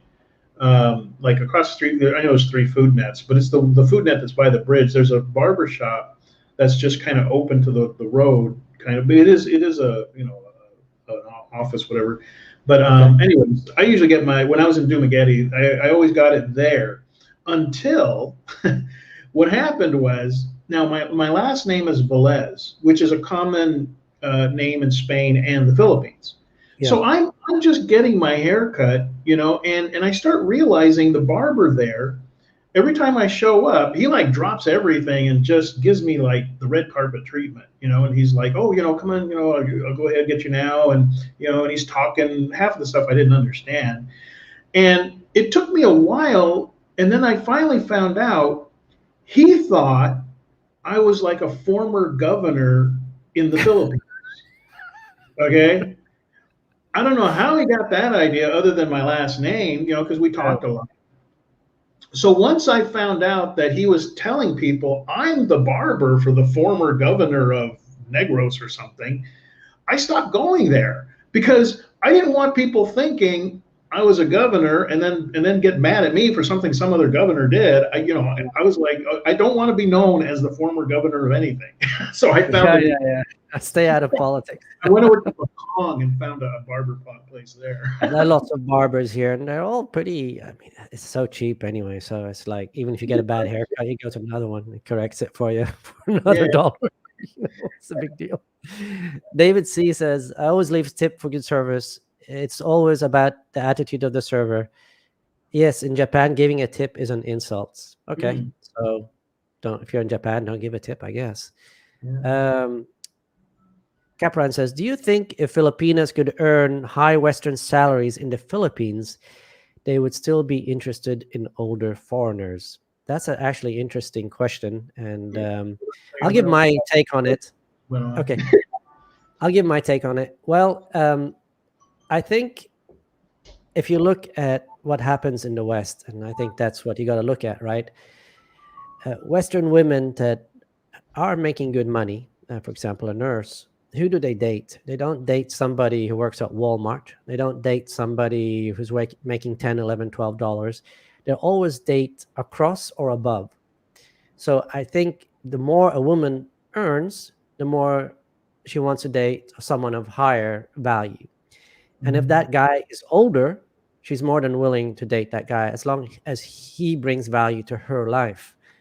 So that's how women are. So, but here in the Philippines are at a much lower level. So when you come in with a $1,500, $2,000, $2,500 budget, monthly budget, you're like a millionaire here compared to the West. So when you look at the West, you have to compare a girl working at Walmart and a guy who's, for example, a doctor. Would a girl who's 25 years old at Walmart date a 45-year-old doctor? Yes, she probably would. So that's the way you kind of got to look at it. Women always want to date across and preferably above what they're making, and also not just making, but the potential for future earnings and the intelligence of the guy, their job, and the status and all that. So yeah, if girls made more here, you would have to have a better income to date the younger women again. I think that's just the way it is. What about you? What's your point of view on that, Ricky? Well, like what you said, like for instance, here in the Philippines, a Filipina who's say working in a data call center would be considered a Filipino with a good job, but Yes. their wages are still a fraction of what the average, say expat is making or pulling in at say 1,500 a month. So she's still, like partnering upwards. So there is that factor. Something I have said so many times over the years is the biggest mistake men ever make anywhere about women is thinking that they think like us, that their criteria is the same as ours. Now, we men want, basically, when you think about it, there's two things that us men want when we go looking for a woman. Number one, we want a woman that we find attractive. Now, that's number one. If she's attractive, that's like our number one thing. That's how we pick her out of the crowd. Yep. Who's the one that catches my eye? We want a companion in life that we are attracted to. And so visually, that's our like almost our first motivation. Our second motivation is, okay, now that I know she's pretty, can I trust her? We need a good companion, somebody that is not only attractive to us, and even if she's not attractive to other guys, as long as she's attractive to you and you can trust her, well, now you've got really the first two biggest criteria met. And the mistake that too many guys make, getting back to this guy's question, is thinking, oh, women are the same way. They're thinking first visually and then secondarily companionship. They're not. The visual thing is not their primary thing, which is good for us. Their first primary thing, their two, is number one, is he a good provider? Does he have a stable income? Because in her mind, she's already done the calculations, and I don't blame them for this at all. 99.9% of the time, if two people get together and there's a baby involved and then they break up, baby usually stays with the woman. So a woman, it's in her best interest and it's in her natural motivation to not make babies or have sex or a continued relationship with a man unless he's stable financially.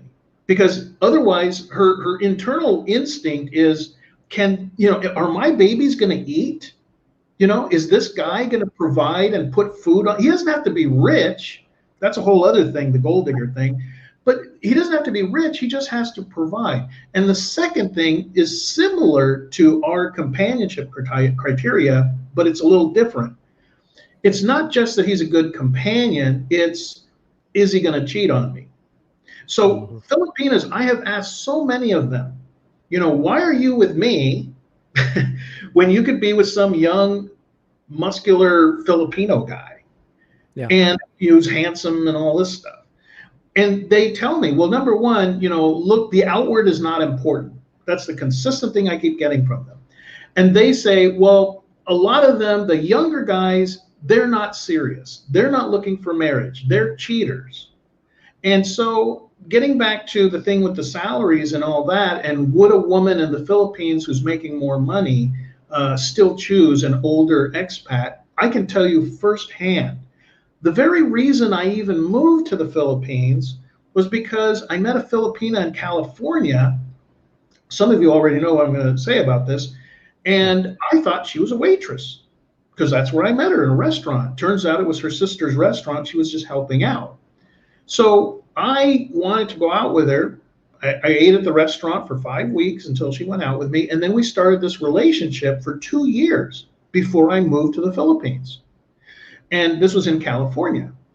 Now, after about 6 months of being in a relationship with her, and we started talking about me possibly moving to the Philippines and just being more committed in the relationship, it wasn't until then that I found out she's basically beyond wealthy. How many guys can say that their Filipina girlfriend gave them a Mercedes? She did. Yeah. She bought a pig farm for me. She bought me a house in Bohol. Now I gave it back later because she actually bought me the house after we broke up.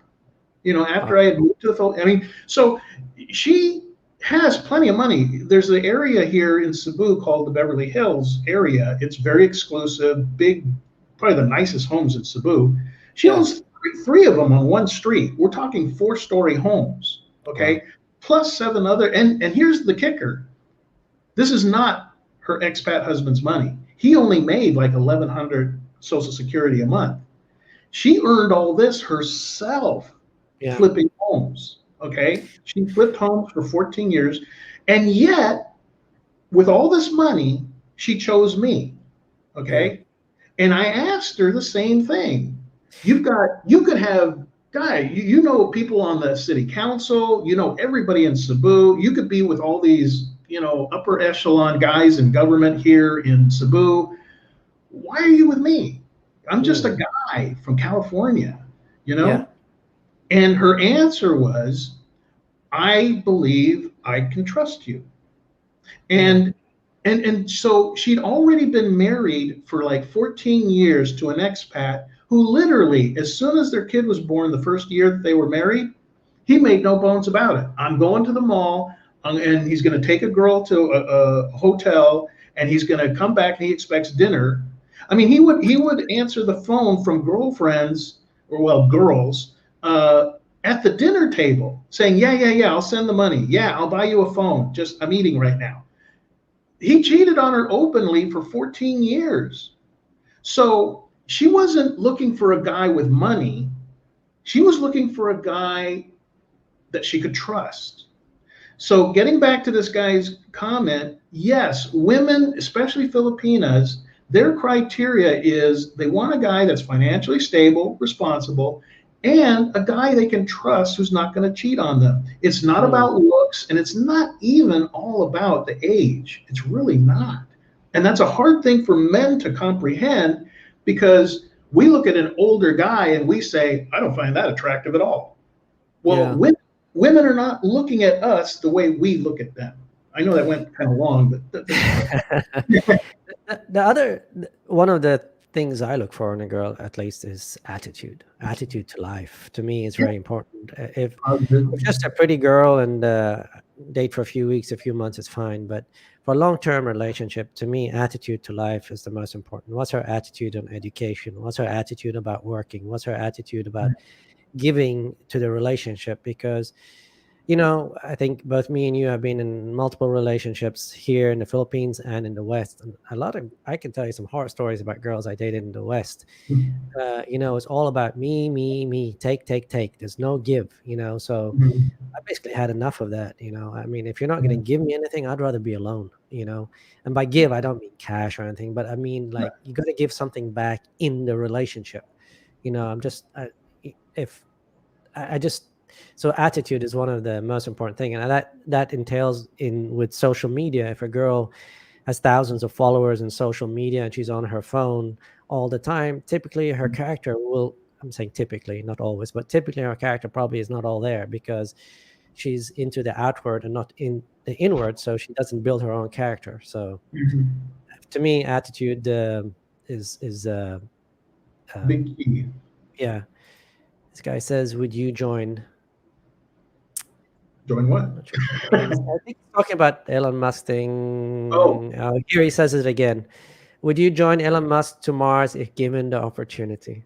That's a good question. Depends how many hot girls are going. Yeah.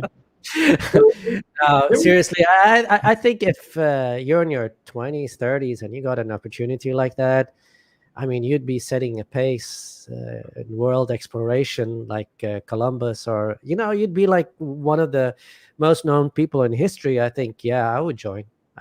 Yeah.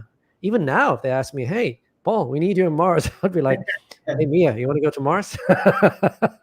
Well, my same instinct would be, well, who else is going? Yeah, who else is going? Me alone? I don't think so. Yeah. This guy, Roy, says, I'm not against tipping. I'm just cheap. At least you're honest, Roy. I've been to China, and a lot of places won't accept cash or credit cards. They only accept payment from phones. WeChat. Wow. Yeah, I've heard that's a big deal here. Yeah. So only accept payments through phones. Wow. That's, payment apps. And WeChat's a big part of that. Yeah. Cash is anonymous. Unfortunately, something that will become less common going forward. True. And that's kind of, it's not that I have anything to hide, but I don't think it's anybody's business how I spend my money. So I like paying in cash. I like the way it is here in the Philippines. Even in the US now, you pay with cash. I seem surprised sometimes. You're not going to pay by credit card? No, here's cash. Would you recommend living in the Philippines for men that are very motivated to create businesses, real estate, learning languages, etc.? That's from Wandering Doc. I think there's opportunities here, to be honest, because the reason I say that, this might sound a bit negative on the Philippines, but I don't mean it to be, but it might come out a bit negative. From what I've seen in the Philippines, it's typically not very business oriented, service oriented. You go to many restaurants, all the servers are on their phones, and it's just like no leadership there. So I think if you have that instinct, I think you can make money here, but you have to be careful. I would go in small amounts to start with and build on that. I wouldn't, if let's say you got $1 million, I wouldn't go in with $1 million. I might go in with, $50,000, 5% of your net worth or 10% of your net worth, and be very, very careful. And I would live here a couple of years before even thinking about it, to understand the culture, to understand the people, to have that innate understanding of everything going around you, and get to know people, who talk to people. Okay, this guy built a house, he's trustworthy. This guy built a house, he's not trustworthy. These guys have been flipping houses. These guys. You get this gut feeling after a while who you can trust and who you can't trust because of all the experiences you have. So I would say go in easy and wait a couple of years after you've been here a couple of years. Do you have anything to add to that, Ricky? Well, the thing you said about, I've always said wait a year, wait a year before you even think about marriage, babies, business, loans, none of that. Don't do none of that for the first year at least. That's very important. But I I have long, since I was like in my 30s, been a big fan of small business. I love small business. I love the idea. But me, if I was ever going to start a business in the Philippines, it would be an online business. Me personally, I would never start a brick and mortar business in the Philippines. The one big issue starts with the 60% ownership needs to be in a Filipino's name of the business. That That's a actually might big be deal that breaker for me. that might be changing. They're Yeah, talking about changing the constitution now to get more outside capital to the Philippines because there's so little outside capital coming because of that rule. yeah. Singapore, way back in the late 40s, they knew this right off the bat. They were Yeah. like, we want people to own businesses in our country. And so now now look at the big difference between Singapore and the Philippines. So Yeah. Philippines is kind of a little bit, a couple of decades late on, cluing in on that. But But I that think once they change that, there'll be an influx of capital here because there's a lot of potential in the Philippines. A lot of potential. a lot of potential. Yeah. Now the other thing, the other reason, second reason why I personally would not start a restaurant, or because I love to cook. I could see myself running a Mexican restaurant out here, which definitely they need more of those. But the other reason I would not do it is because in order to produce a quality product, whether it's Mexican food, Italian food, whatever, you're going to use real cheese and real this, real that. Your cost of your goods, your materials and your ingredients, whatever, you're going to have to import a lot of that stuff, because otherwise, if you switch to using fake Velveeta cheese on a pizza, you're not offering anything better than the guy next door. And talking about the guy next door, Pasta King, speaking of them, Pasta King, they use, at least back when Peter had it, is real cheese, good, fresh fish, and, good sauces. I mean, I love eating there all the time. And then literally right next door, at one of the little spaces there, somebody opened a business selling these little, basically hot pockets of pizza. They're just little hot pockets for like 35 pesos, you Yeah. know. So you've always got this competition locally that can undercut you, geez, by 40%. They can offer a lower quality item, but when it comes to a lot of people, and there's going to be more Filipinos than there are expats, they're not gonna they're not gonna weigh it out and go, I want a nice dining experience and I'm willing to pay 1,000 pesos for it, or I could get the hot pocket for 35 peso. They'll go get Yeah. the hot pocket all day long. However, like at least here in Dumaguete, and I think places where there is an abundance of expats, I think a lot of them gravitate towards quality, because you look at Why Not, for example, here, Yeah, why not? and Excellent.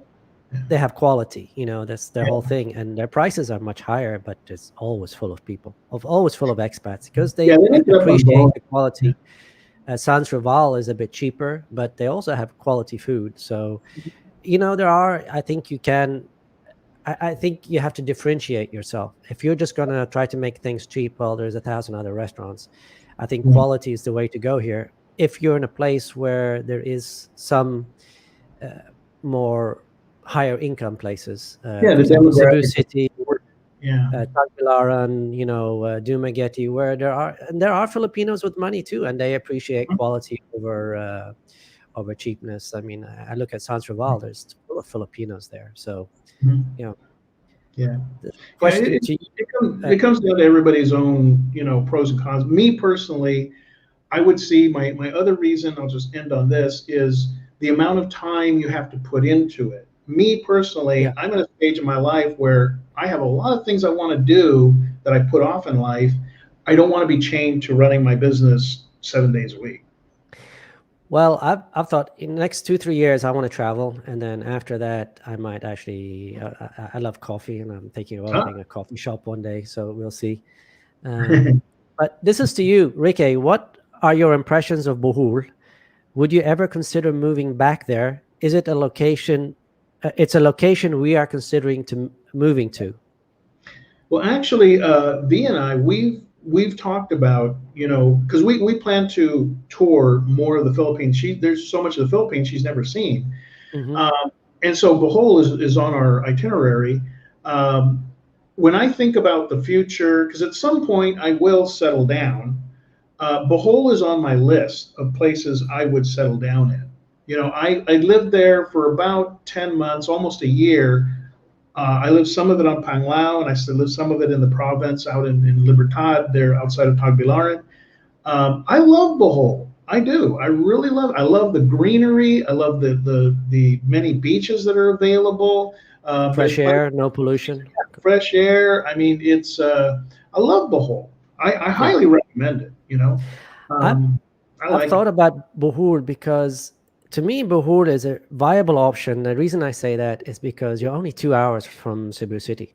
You take Yeah. the fast jet, you're 2 hours there. You could go in the morning, do your shopping, and then be home by the evening. So that's like a day trip. So I think Bohur is a good option. However, I'm not sure about the healthcare in Bohur.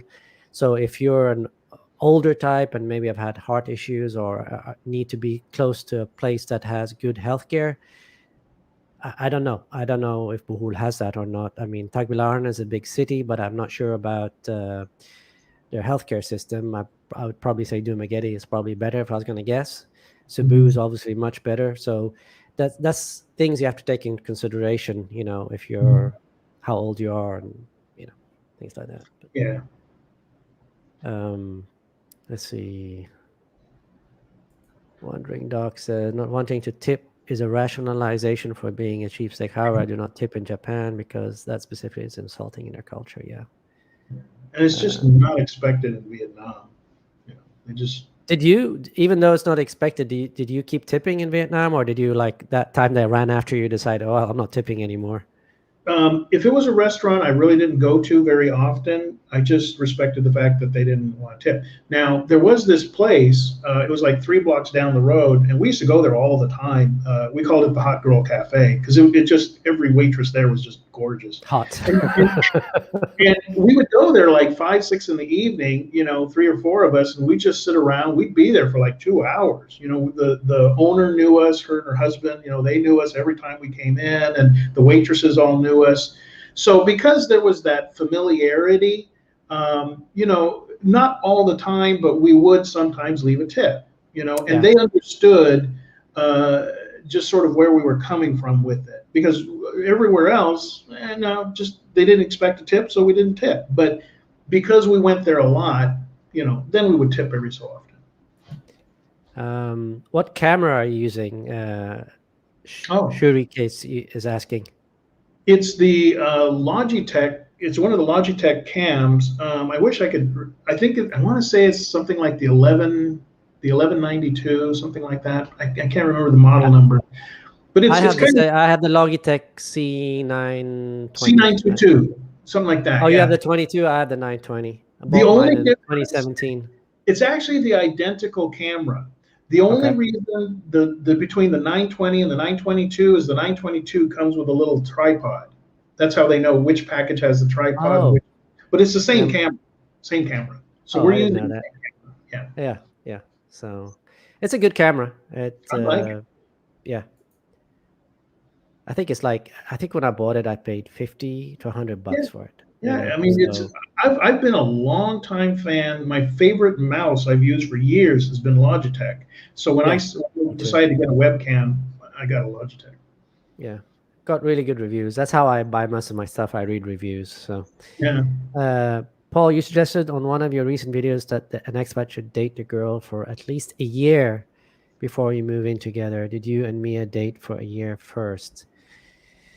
No, we did not. And but hey, I was lucky. But yeah, but for most part, yeah, I would recommend that. I just I was kind of lucky with Mia and how everything jived, and so that was I made a mistake, but I was lucky in my mistake, to put it that way. If like let's say things didn't work out between me and Mia, me and I, to be correct.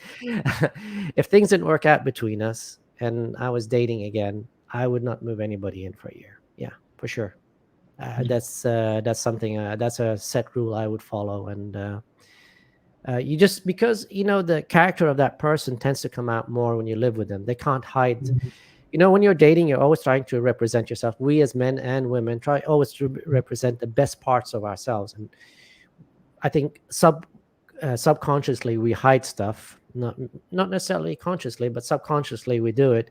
And when you live together, you see the bad, the good, and the ugly.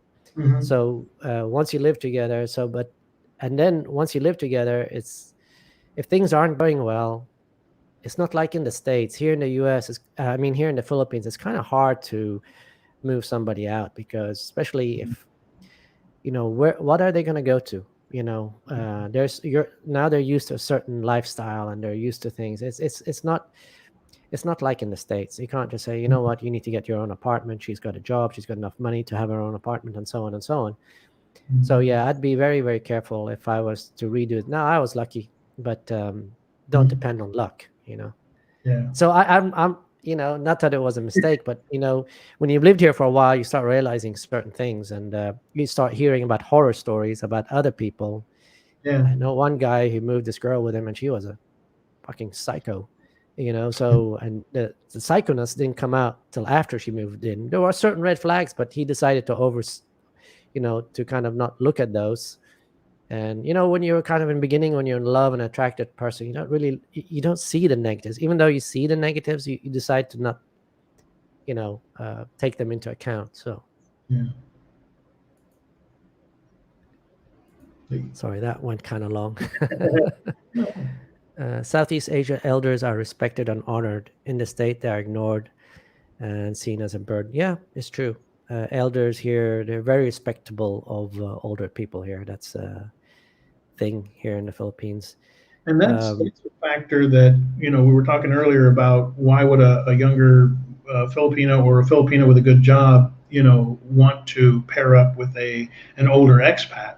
Aside from the money issue, they do value, we have life experience a young Filipino doesn't have. A guy in his 20s doesn't have 40 years under his belt.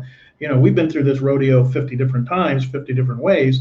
We've learned some things in life. And so they see a value in that. I know that with V and I, she's so open to learning everything, whether it's how to handle money, how to handle people, how to handle situations, how to exercise forethought.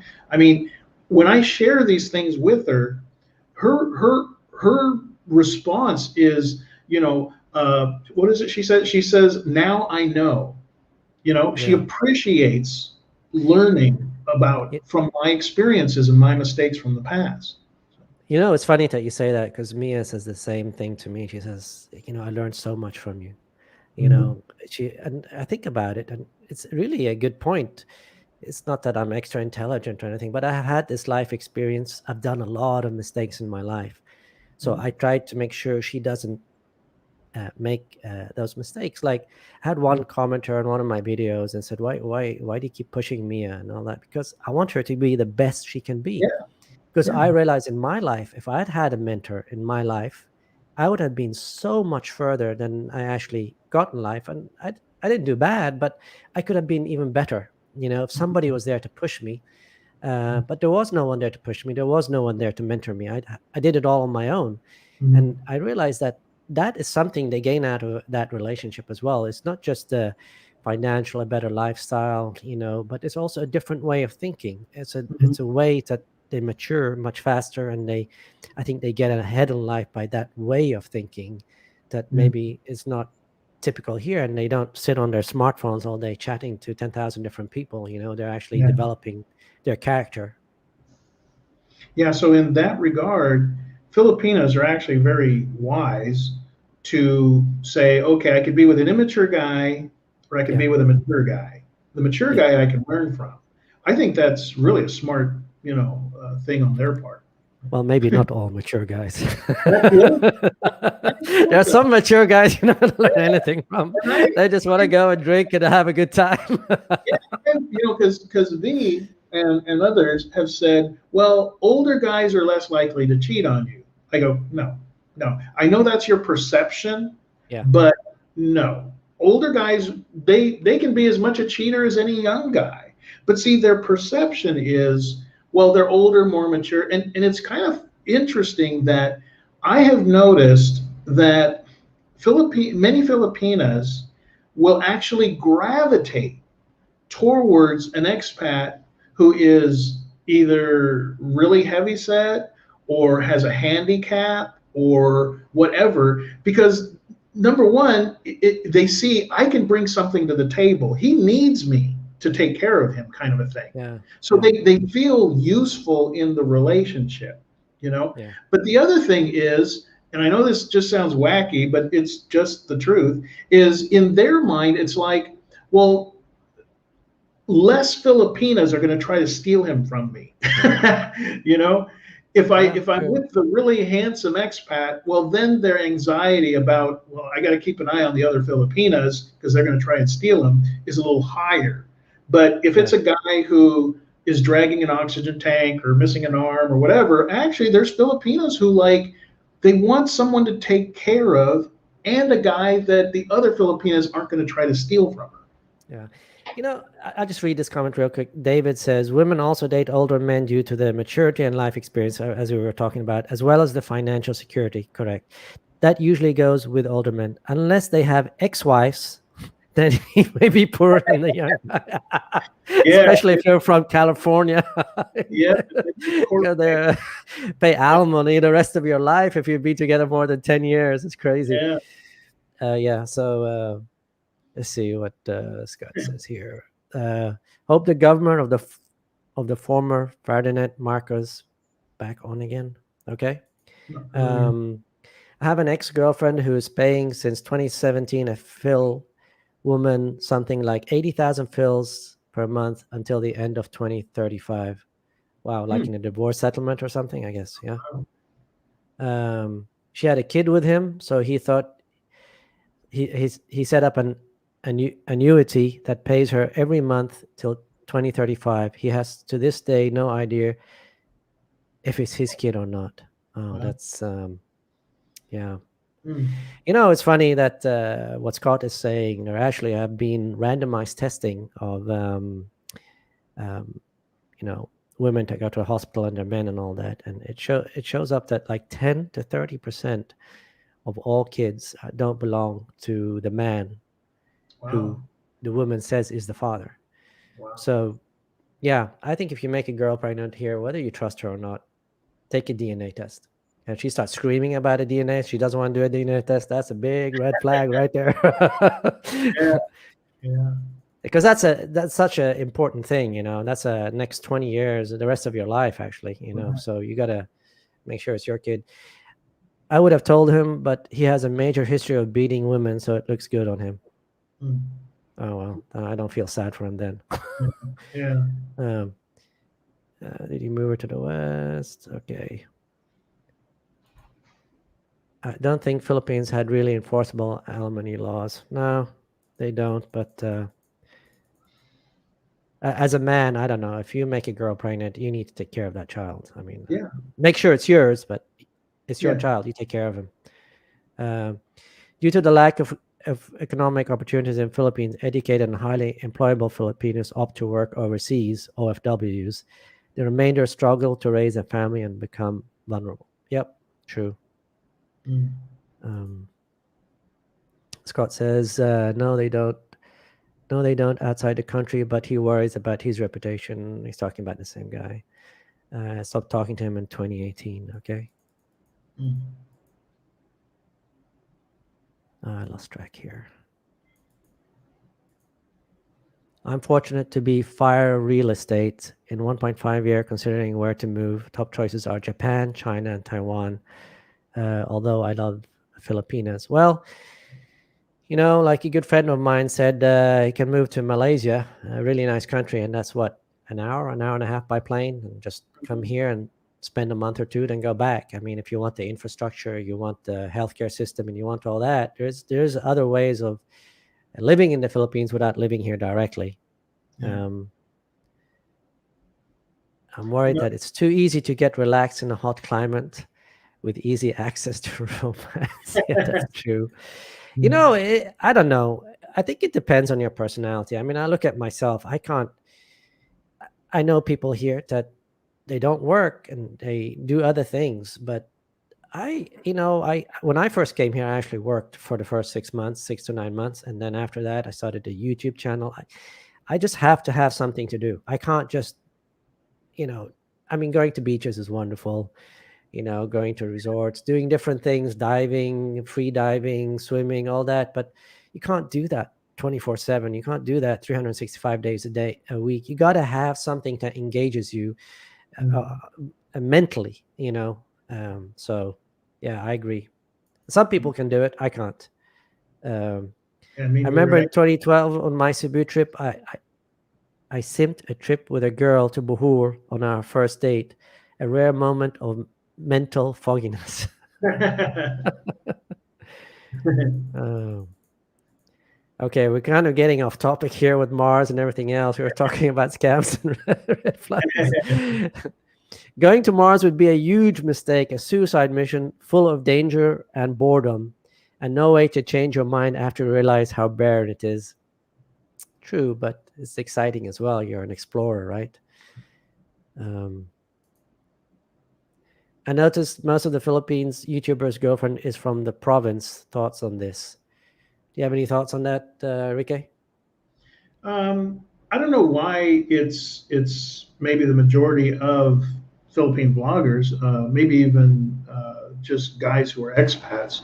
But my theory, if I was to give one, is my long-standing theory that you can find good city girls. You can, but it seems like it's kind of like the United States. You compare the girl that's raised in LA with the girl that's raised out in Iowa or Kansas, you got totally different, Yeah.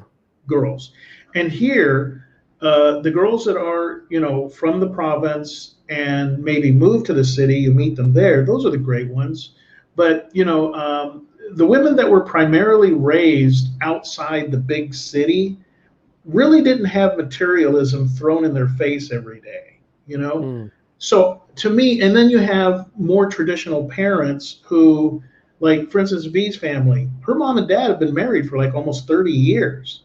I mean, rock solid couple. They're happy-go-lucky. They taught her good values. They were strict with her when she was younger. She has very good character. yeah. And unfortunately, the big city can corrupt even a good girl because they see all these other girls who jump to the front of the line in life.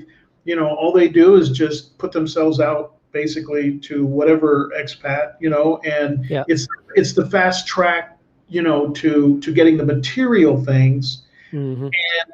And that's a template or a way of life that basically causes a good girl to compromise her values.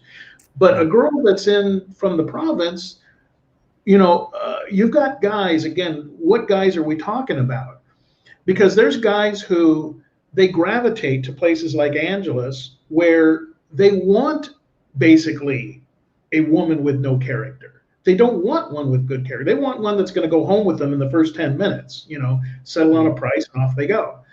But for guys that, and I believe it's the majority of guys that want a decent, real relationship, they're attracted to the Filipinas from the province who have the better character, who are not yeah. running with every other expat every week. The girls who want you to meet her parents and, do that whole, you know, just all those signs of character. I think it's, we have to differentiate. Are we talking about expats who are just looking for a fun time or guys who are looking for a real relationship?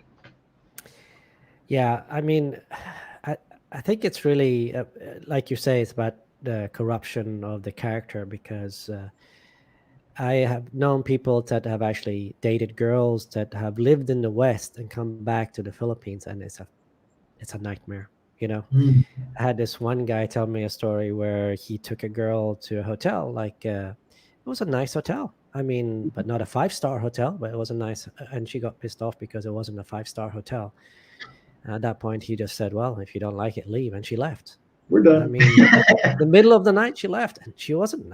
He told me she wasn't anything special. The guy's like, what? How old is he? Well, he's like 51 or 52, and She was like 35, so it wasn't a big age difference. Nothing. He told me there was nothing special about her. We just met her and thought, we take her out and, go to a resort or something, and just a Mhm. complete nightmare, he said. Mhm. So there's that too. I mean, but there are girls that are very strong in their character, and so even moving to the city, it takes a long time to get corrupted, and there are some that get corrupted very quickly. So even if you're in the city, right, there are tons of girls moving from the province to the city all the time. So if you meet Yeah. them right at the beginning, Yeah. Yeah. just don't meet girls and a girl that's worked at a bar for 5 years. Right. Used Yeah. used to the hustle. Right. Yeah. Must request Paul and Mia to go and populate Mars. Yeah. I'll do it, man. I'll do it. Vlogging from Mars. Uniquely Extra says, when an expat has a Filipina partner, should you concentrate your finances on your lives together or involve her family in the distribution of your income? No, you shouldn't. In my opinion, you shouldn't involve her family. Like for me, I told Mia, this relationship is between me and you. I'm not responsible for your family. And the reason I said that is because I wanted to set the outline right from the beginning. If I decide later to help the family, like I'm helping her sister, that was my decision. She didn't ask, but that was my decision.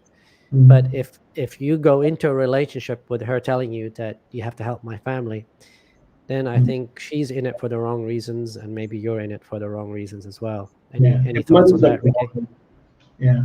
Yeah. It clouds the whole issue. Is Yeah. she with me because she wants to be with me, or is she with me because it's going to put money in my parents' pocket? Yeah. So, Yeah. Wandering Doc is not just the Philippines. Women all over Asia and Eastern Europe value an older man due to his wisdom and financial security. Yeah, that's true. And that's another thing I always say. Mia says to me, Paul, you're red pilled, and I kind of am red pilled. And people don't know what that is. You got to look it up. But I always say, as a man, you got to be the best you can be. So what does that mean? That means be the best you can at whatever you're working on. Eat healthy, work out, be the best you can be for your girlfriend, because you expect her to be the best she can be for you. So you got to be the best you can be for her as well. So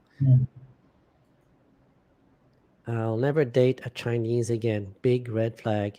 Yeah, I've heard Chinese women aren't that their character isn't quite there. Well, Very materialistic on average, I've heard, but I haven't dated a Chinese girl, so I don't know. I don't think I'll give you this little bit of information. It's not just a stereotype from a few guys who had bad experiences. I actually, about a week ago, talked to a guy who grew up in China.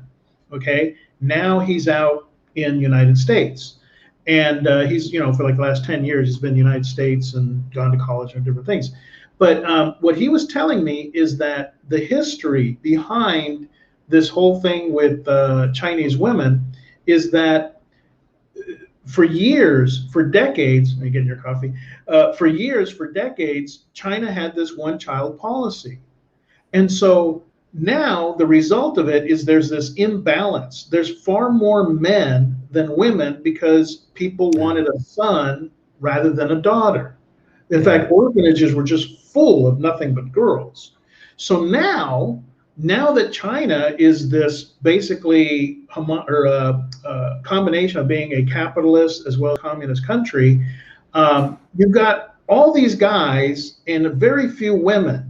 So the women have their pick of, they can afford to have attitude. It's demand and supply.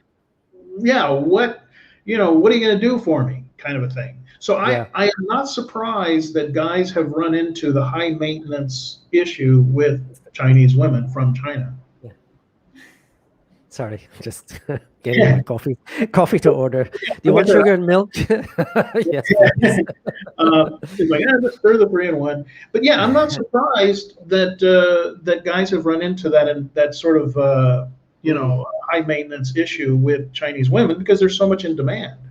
Well, I can see that. I mean, this might sound bad, but I think about myself here in the Philippines. I'm like when I was dating, I was much more demanding. Like with the girl's attitude, her looks, her age group, and so on, than I was in the US. And why? It's because I have uh, bunches of options. Like, Yeah. it's like the options here are endless if you Well, really think about it. the way Uh, I've always put it is here in Southeast, well, let's just say Philippines, the average expat is the hot commodity. yeah, In United States, the hot girl is the hot commodity, which there are not so many of in the States anymore. Yeah, yeah. And so, yeah, it's a whole role reversal for us. And I think it's a test of our character. On the one hand, it's like, okay, we want to see what our options are, but it's such an easy thing to abuse, you Yeah. know? And I think every man is tested. Is he going to use now this role reversal and abuse other women? Or is he really going to stay and say, okay, I still want a good relationship?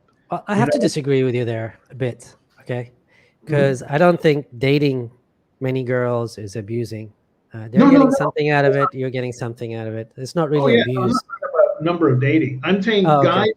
I'm talking about guys who come to the Philippines. Suddenly they think they're Brad Pitt because Yeah, yeah, girls, yeah. and they start treating them badly because they can Oh, get, yeah, yeah, yeah, they yeah, can yeah, get away with it.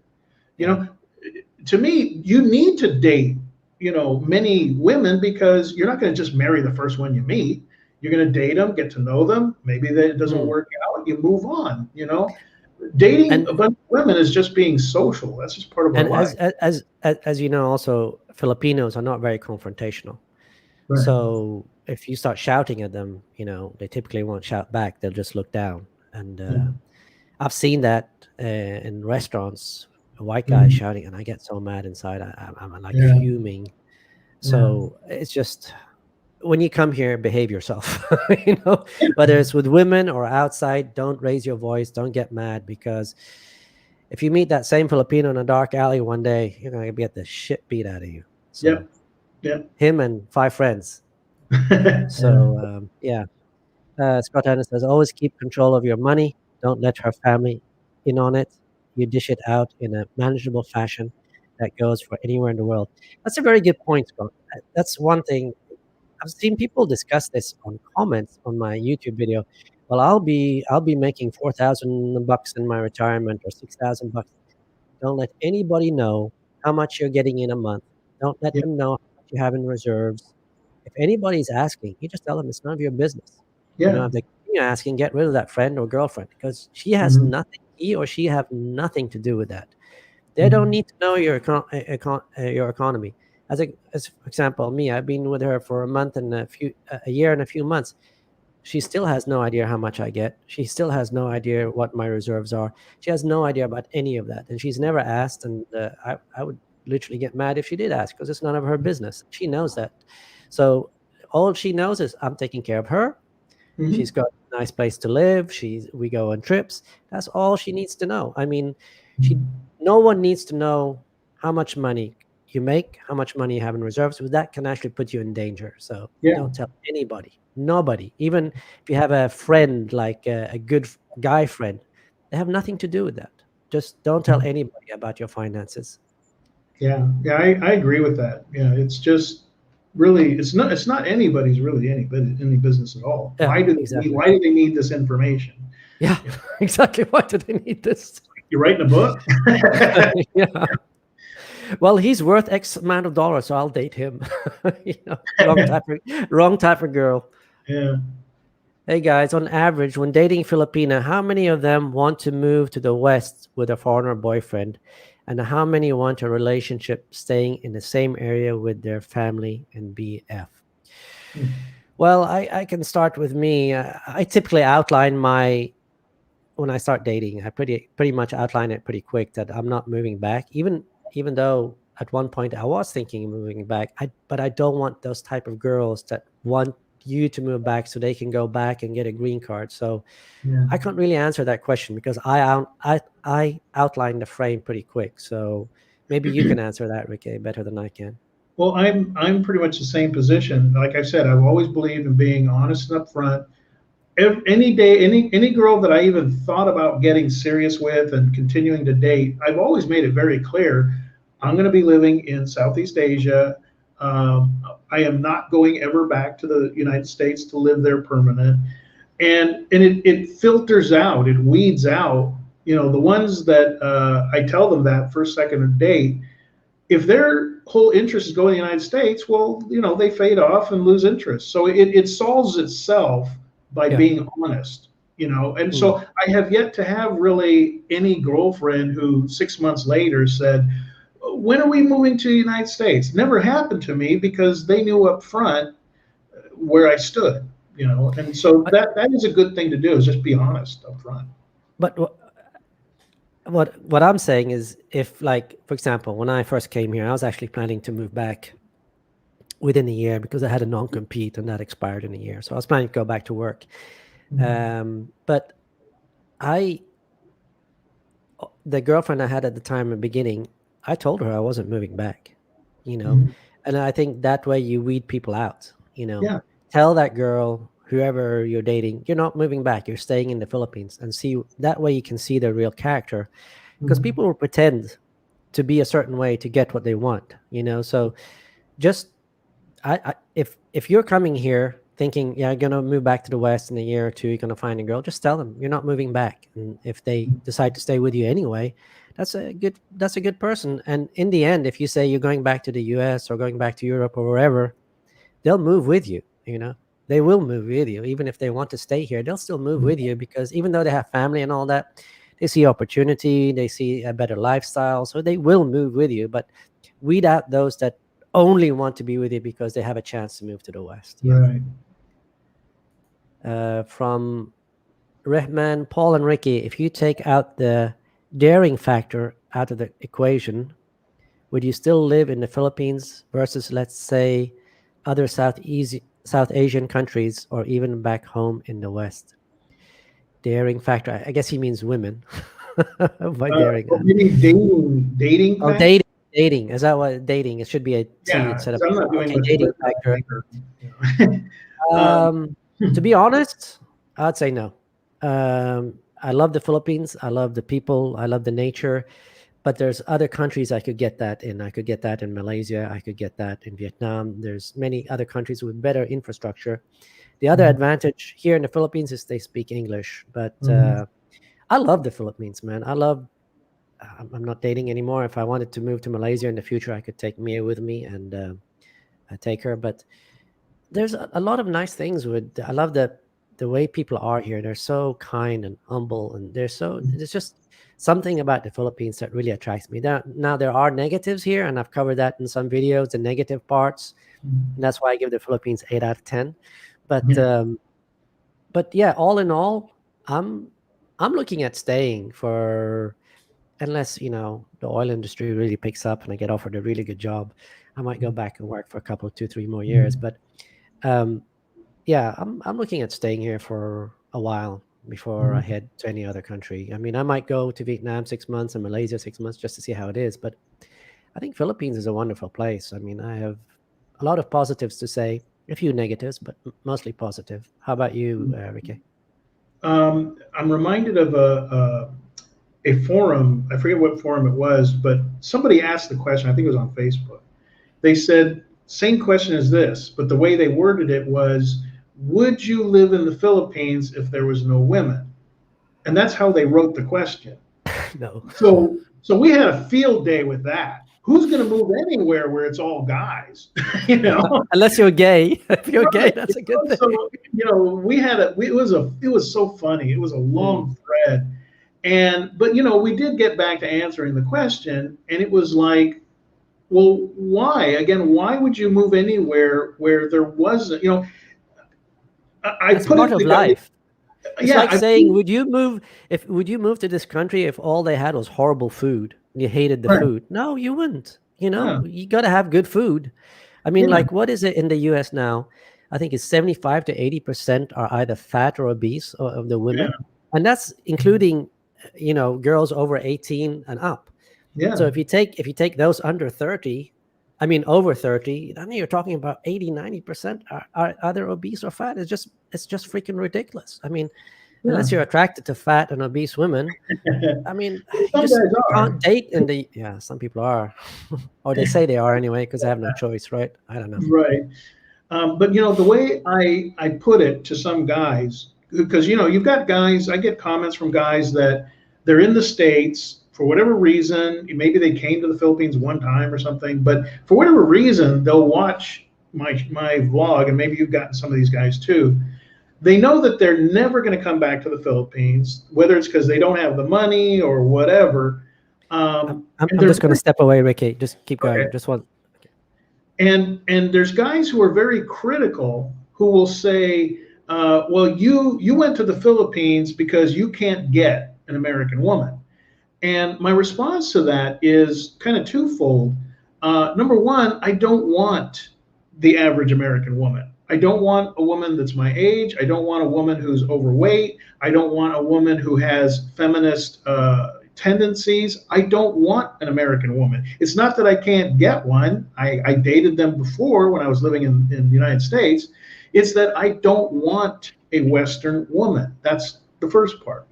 The second part is really when you're thirsty and you're walking through the desert, what is the most logical thing to do? You go where the water is. Mm-hmm. So if what I want is a traditional, younger, upward, positive-minded woman, I'm going to go where those kind of women are, and they're in the Philippines. Yep. I'm not going to scour the desert in the United States trying to find the one in a million that actually is a decent woman. I'm going to come to the Philippines. You go where the water is. So these guys, it makes total sense to me. You compare water. In one of my videos, I compared it to a fruit market. Okay, a fruit market, not food, but fruit. If you go to a market, let's say they sell mangoes, and you go to this one market, and all the mangoes are kind of older and black and wrinkly, and not sweet or anything, and you can drive 100 miles or 50 miles down and get these fresh mangoes for a tenth of the price.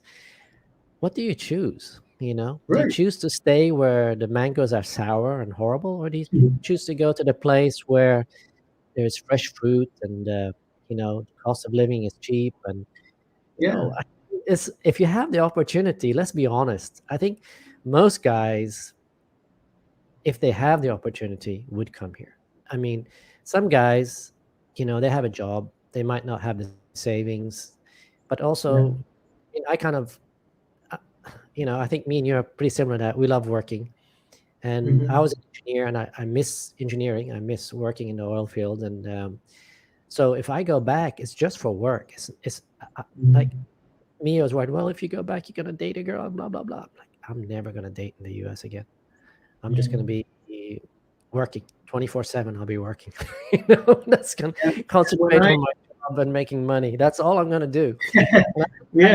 I think once you've experienced life here or life in other countries with women that have a different attitude about relationships, women that have a different attitude about taking care of themselves, being healthy, being slim for their man, being kind, taking care of the house, taking care of you while you work and so on, you just can't go back. You can't go back to that attitude of the West. You just can't do it. I mean, I think people who have lived here a few years and go back to the US, I don't think they ever date again. I don't think they put up with the shit that Western women, on average, there are a lot of good Western women, don't get me wrong, but on average, compared to here, I just don't see it. I just don't see it.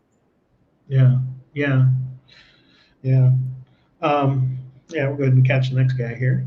Paul and Ricky, it's the same one. He just corrected his phone. Hi, Paul and Ricky. This is my first time on live chat. Just to say I've enjoyed your channel. Have a great week, guys. Thanks, Colin. All right. Yeah, thanks, Colin.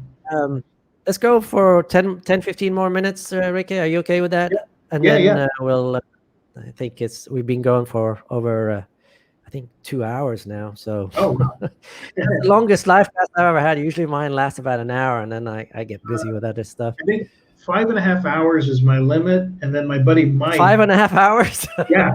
And I thought, oh, this is going to stand. This will be a record for a while. Not even a week later, my buddy Mike Somerville, he did like 8.5 hours, and just blew it away. But 5.5 for me, 5.5 for me. Now he used to be in radio, so he had a slight edge.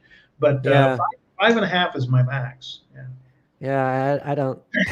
I think I can talk for 5.5. Well, after that, I'll be on my fifth coffee cup, and I'll be like, if the expat has established YouTube channel and is receiving a decent income, can his Filipino partner take over that channel if the expat passes away while they're still in the relationship? Well, I'm sure she can if she has access to his channel, but you can't just take over a channel, because the channel is about content. And if your Filipina can't create that type of content that your subscribers subscribe to, then yes, in the beginning she'd have views, but they would quickly go away. I mean, people, I mean, people want content. I mean, that's why you see these Filipinas, in bikinis and all that. They get very high views in the beginning, but it quickly falls off because people want content. If you're not providing something that other people don't provide, you're just one in a million. So you got to be able to have content, be able to talk, and so people get something out of it. And there's different factors to a successful YouTube channel, but one of those factors is, do people enjoy your personality? And if they do, and then all of a sudden you're taken out of it, and now maybe they don't necessarily, doesn't say that the Filipina widow is a bad person or not, but they can't be you. So now they have to reassess, do I want to keep watching this channel now that Joe, Bill, Bob, or whoever was running it is gone? Because their Filipino maybe is a nice person, but I miss talking to Bill, Bob, whatever, So that's a big factor. And also, how fluently is she in English, and how knowledgeable is she about the issues that are happening, and how well can she express that? That's big issues. I mean, now I've listened to some Filipina YouTubers, and most of them I can listen to for a few. I know this sounds bad again, but I can listen for a few minutes and then I can't watch it anymore, because it's all about them smiling and giggling, and the content is pretty. Now there's some good ones out there, don't get me wrong, but for the most part, I'll watch guys, Western guys, the Philippines, that provide good content. I watch Ricky's channel, I watch Gio's channel all the time, because they provide good content and gives me some ideas for some videos and all that stuff. But I think content is the king. If you don't have content, it's unless you're one of those YouTube channels like the Ehrim family, as an example, where it's all about their life. It's not really about content. It's about their life, what's going on. People get caught up in that. It's kind of like a drama series. You're like, what are they doing this week? How did it go with the baby that went to the doctor? Did he lose his tooth? Or it's that type of it's like drama a reality situation. TV kind of thing. Reality TV, yeah, exactly.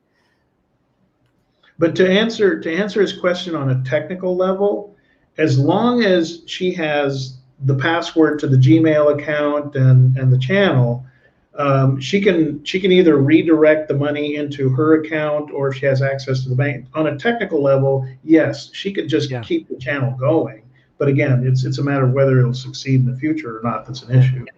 And if she has a good character and she's knowledgeable and she can express herself, I don't see why not.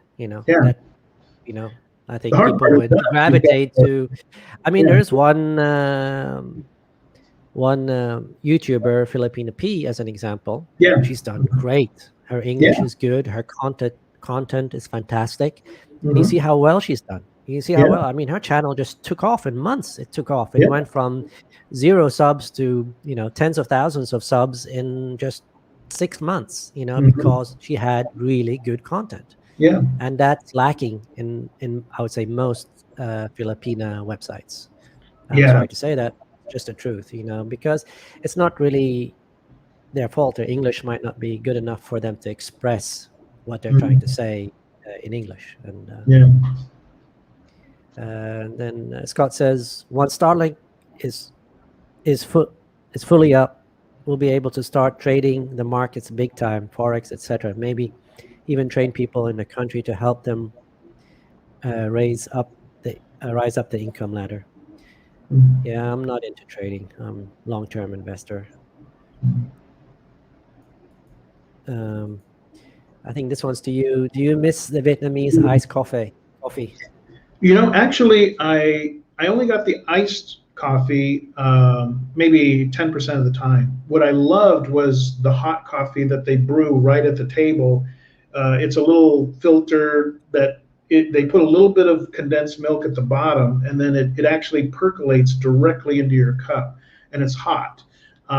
So 90% of the time, I actually got the hot Vietnamese coffee, or I would get cappuccinos once in a while. But That's one of the things I'm really looking forward to for Vietnam. Is I heard they had a fantastic coffee culture. So I love coffee, as everyone I'm knows.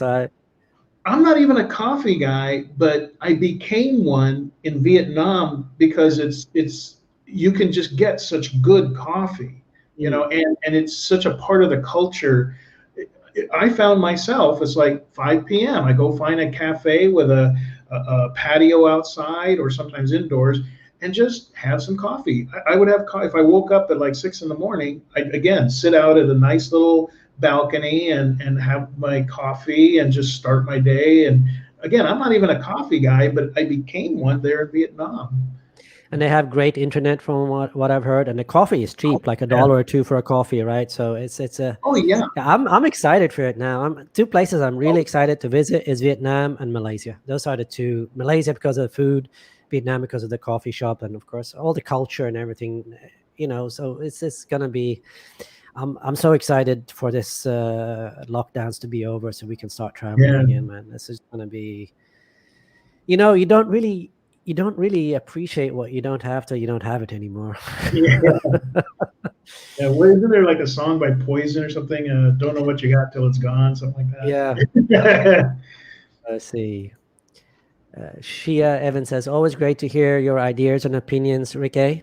Oh, thanks. And living in the Pacific, don't get a chance to visit many live streams. Greetings from Guam. Wow. Greetings to you too. Scott says, hey, Nomia, today, what is up with your show? It's 100 times better as the two of you smile at each other so much on the screen. It adds so much more value to the videos. Yeah, we haven't done a video together in a while. I guess we need to do a walk and talk, and we need to do a video together soon. Good point there, Scott. We'll do a video together, and I'll put it on her channel. If she wants to. Maybe she doesn't. I don't know. I'll ask her. Yeah. I'm 60. How young of a woman should I get? That's a good question. She's working on a video why some Filipinos prefer older men. And we were talking about this yesterday, and I don't think there is, I would say like a rule of thumb, probably over 25, but I don't really think so because it really depends on the girl. It depends on her maturity level. She might be 20 years old and really mature. She might like to read. She might like to build her character in certain ways, or she might be 35 years old and all she's ever done is been on social media and has no character whatsoever and has no not wanting to do anything with her life except be on social media. So it really depends on the character. So I don't think there is a rule for that, but on average I'd say probably over 25, but I don't put a rule on it. It really depends on the character of the girl. They're so different. You could meet a 25-year-old that acts like a 15-year-old, and you could meet a 19-year-old that acts like a 30-year-old. So I don't put a rule on it. Well, how about you, Ricky? Well, I think the question is phrased in a way that goes the wrong direction. Because in addition to maturity, I talked about this recently, that it's not how old she is necessarily. It's did you find somebody that is at the same frequency you were at? Because if you're you've got homebodies, and then you got people that like to go out and do stuff. And then you got Yeah. people that like to do a little of each. You have to be with somebody, like for instance, me. Okay, V is 22, but she's more of a homebody. So her and I, we get along great. You know, we spend a lot of our time here home, and we do go out and we do stuff. We'll go to the ocean park or the beach or whatever. But you know, if I was with somebody her same age or even older, who is like constantly like, where are we going to go now? Where are we going to go now? What are we going to do? What, you know, or let's go rock climbing. Let's go. You know, we would be a bad match. You Yeah. know, you have to be with somebody that's operating at the same now, even though her and I are kind of homebodies, and we do like to, like, we went to Bantayan for 5-6 days here recently. The other part of that frequency is like, how positive minded are they? I need somebody that is equally positive. I can't be with somebody who's negative and looking at the dark end of life all the time. I can't deal with that. Yeah, me Um, too. and I need somebody that, and here, this is a key distinction. They don't have to have the same educational level I have. They only have to have a curious mind, because V and I, we talk about everything under the sun: astronomy, science, politics, everything, time travel. Yeah. We can talk about anything because she's inquisitive and she's open to learning new ideas. So we've had times where it's like, it's 1 o'clock in the morning, and then we start talking. It's 3 o'clock in the morning, and we're still talking about politics or something. I mean, Yeah. and it's not because she necessarily is so knowledgeable, compared to the amount of background I have, but it's that she's engaging. She asks questions. She asks follow-up questions. It's a conversation. So Mm. if you're, I'll give you another example. I was with this wonderful Filipina years ago, sweet as could be, totally great, but she never talked. We could never, we would be together 3 days and she might say 3 sentences. And I'm Yeah. trying to, I can't do that. I can't oh, do that. it's, Yeah. and I dated a girl like that, and that, yeah, yeah. she was really good at texting. I told her once, why don't you just text me? I mean, she could text all day to me, but when it And came to talking, and she just didn't. But so I remember once I did for a joke. I was sitting there, tried to talk to her while we were eating, and she couldn't talk. So I started texting her, and she actually started texting me back.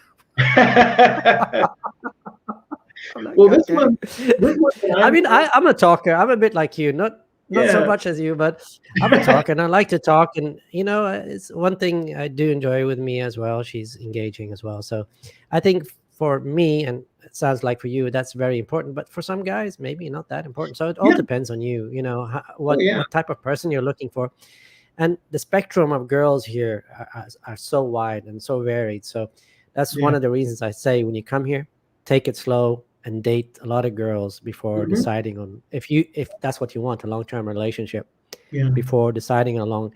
The mistake many people do is they'll meet someone online, they'll come here, and then they'll end up marrying that one girl without even dating anyone. They'll say, oh, this girl right. is so wonderful. She probably is, Mm. but there's probably other women that would have been a better match for you, you know? Yeah, same So, frequency. Yeah. yeah. Most Filipinos from the city like Manila came from the province. Some of them will change once they live in the city. I'd say most, yeah. If you bring them to the US, they will change. Most will change. Yes, correct. Yeah. Mm. So that's just the nature of human beings. We all change. I mean, I came to the Philippines. Certain things, impressions on me, changed me, and I think that's Mhm. just who we are as humans. We change. Yeah. Mhm. My most loyal long-term girlfriend has been from China and Taiwan. Have been from China and Taiwan. Incidentally, they came from two-parent households and were rich. Mm. That's an interesting point there to me, the two-parent household thing. Yeah.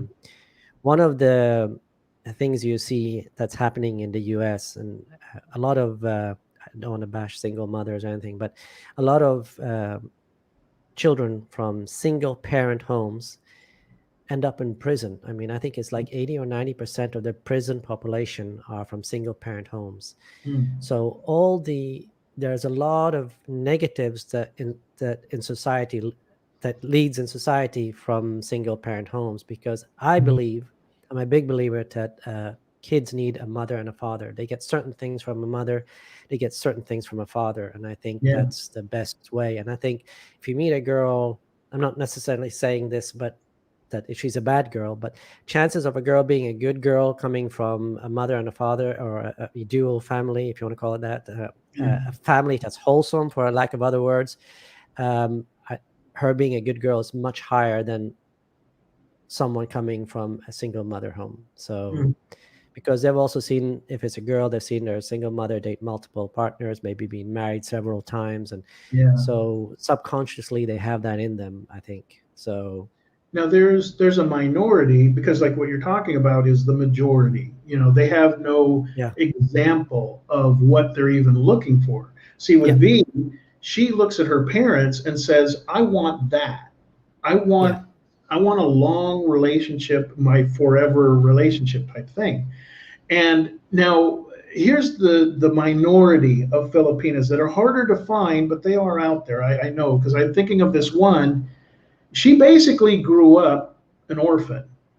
She her mother ran away from the family early in life when they were like 5, 6 years old, and then the father passed away, and then they were Yeah. actually homeless, living under a bridge for a while. Yeah. Now, what that whole experience of literally having no mom and no dad, and her having to take care of her sisters, what that whole experience effect had on her was that she wanted to know what that was like to have a healthy relationship. So it actually motivated her to have what she never had. But Mm. that's the minority. Yeah. Majority, they see, like you said, they see their single mom maybe dating multiple guys trying to find a husband, and that becomes the template. I think it's all, I don't know even if it's consciously or subconsciously. I think a lot of it is just subconscious. What you're brought up with, you tend to go towards. Emulate. Yeah. Wandering Doc says, the girls who were always there for me were of Chinese and Japanese descent, as they are the ones that still 5 or 10 years later send me presents in the mail. Oh, Oh, that's wow. nice. Yeah. It's good to have, you meet someone, things don't work out, but 10 years later, you're still in contact with them. It means that they care for you and you care for them. That's a good thing. Is it Yeah. true that nice province girls is a code word for financially vulnerable women who can? So, you know, yes, in the province they are poorer, but I don't think it has something to do with that. It has more to do with the way they're brought up in the province. They're more religious, they're more strict, they're more wholesome families. There's less corruptible influence from the city. They're not, because if you're in a province, you can't date five guys at the same time. Everybody knows your business, so you have to be careful. You have to, so it puts some type of morality in you, and I think you take that with you. Of course, if you're 18 years old and you move to the city, yeah, you're gonna slowly that moral code is probably gonna degrade. But I think that's why people in general prefer a province girl over a city girl, at least a girl that's been in the city for a while. Yeah, I think the key part of his question there is the phrase financially vulnerable. Um, think about this for a minute. If I was to ask you, what's your opinion of senior citizens? Well, they're older, they've had a big long life, whatever. I mean, we don't think in terms of how vulnerable they are. Now, a con man, you ask him, what do you think about senior citizens? Oh, they're an easy mark. You can con them out. They're vulnerable. So I Yeah. think the only expats who would think of a financially, lower strata Filipina as vulnerable, I think it says more about the expat. Because when I think of a woman, I don't think of how wealthy she is. I don't think of how poor she is. Mm. I'm thinking, can we get along in a relationship? I Thinking don't about think her character. I'm looking for a vulnerable woman. I think it again, it tells something of a person. Why would they look at somebody as being like vulnerable and an easy mark unless that's their mindset. Yeah. Now there are Maybe maybe he means like maybe these girls are after foreigners because foreigners have money and can give them a better lifestyle. But I agree with you, Ricky. I think most people that look at here, I don't. I mean, I've never thought of a girl. Oh wow, she's poor. I'm going to date her. I mean, I just look right, at the girl, her character, right. and if she has a nice character, and I'm in tune with that character.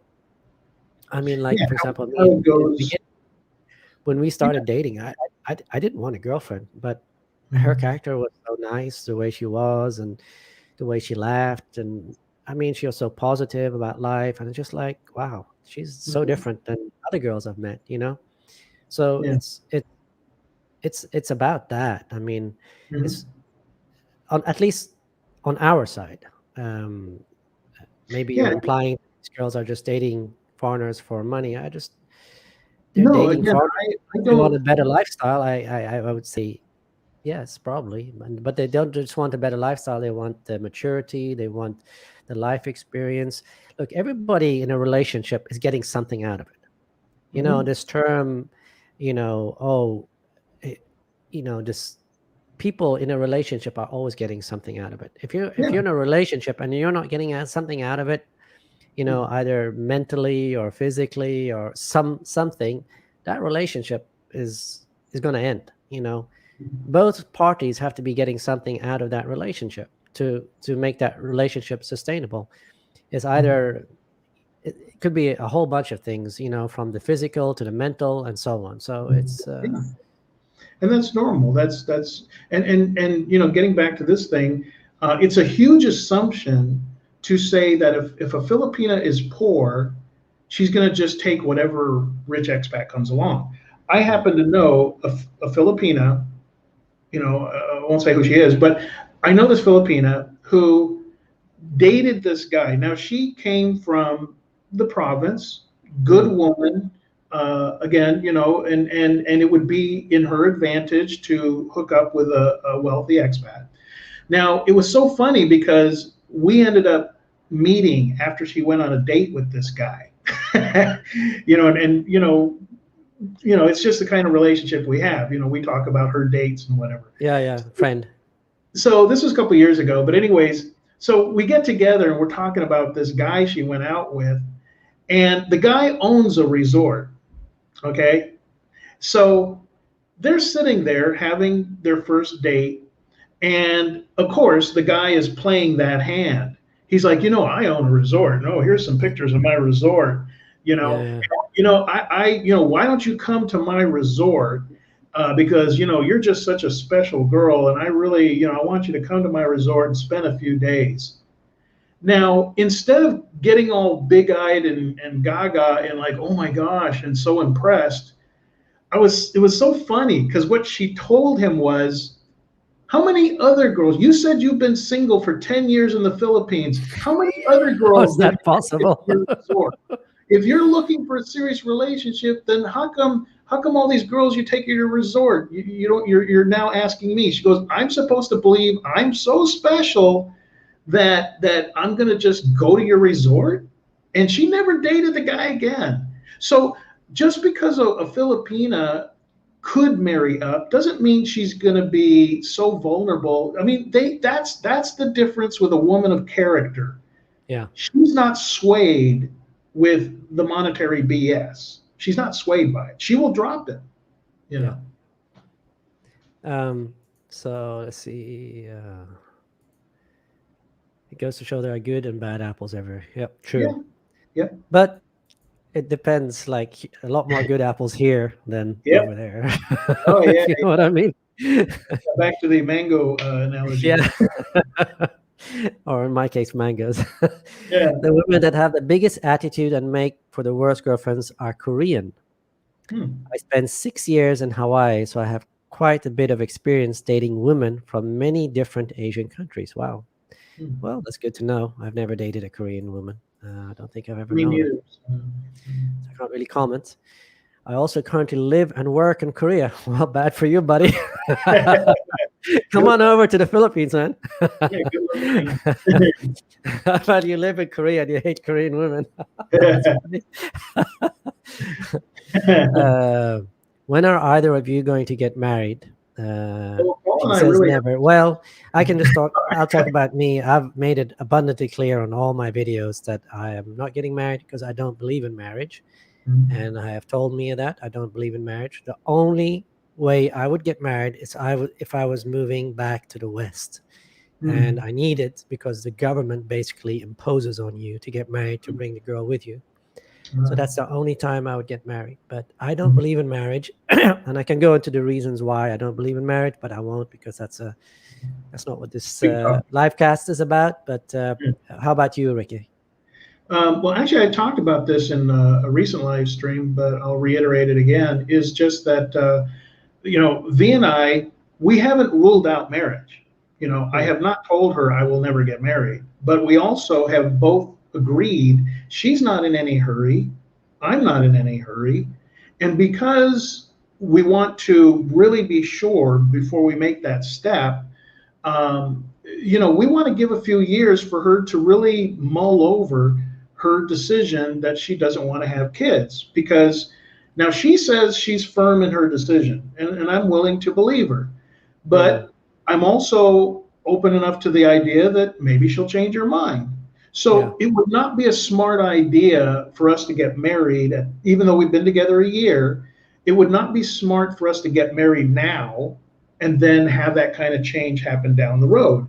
So it's not that either of us has said we'll never get married. It's that if we do get married, it will be at a point in time where we're both ready to commit to that with no changes, because right now the situation is an open door thing. I've told her plenty of times, if you change your mind and you want a guy to have a baby with, I will help you in the transition. I'll take care of you so that you can then go find whoever the guy is you want to have a baby with. And then once you find that guy, you're his responsibility.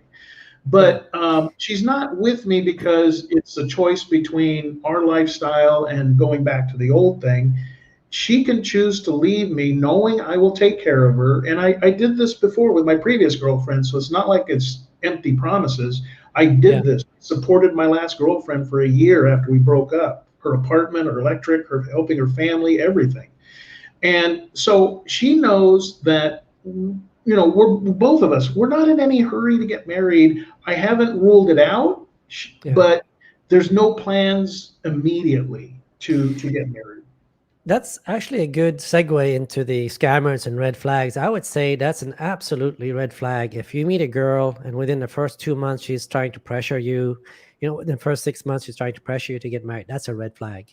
Oh yeah. She's basically saying, if you discover my character, you won't want to marry me. Right. So, if you're going to marry a girl, at least be with her for live-in partner for at least 2 years. That would be my know what you're getting into, because you really don't know somebody till you've lived with them for at least a year, and then because then they start slipping up, their character really starts coming forward, and you want to see them at their worst. Well, you want to see them when they're bored. You want to see how they handle stress. You want to see whether you can resolve problems together. A lot of things come up when you live together. So So you need time. You need time because marriage in the Philippines is forever. This is not the U.S. So if you get married here, be sure you're marrying the right person. Yeah.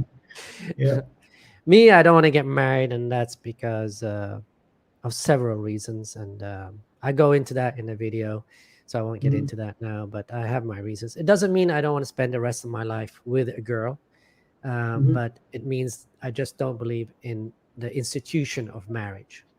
So Mark Smith says, at Wandering Dog, I'm from Eastern Europe and you're completely wrong. EE women are just like American women. They want someone young, handsome, with a great career path if they are really pretty. Okay. I don't know anything about Eastern women. Although I think you were referring more to the history of European women wanting older men.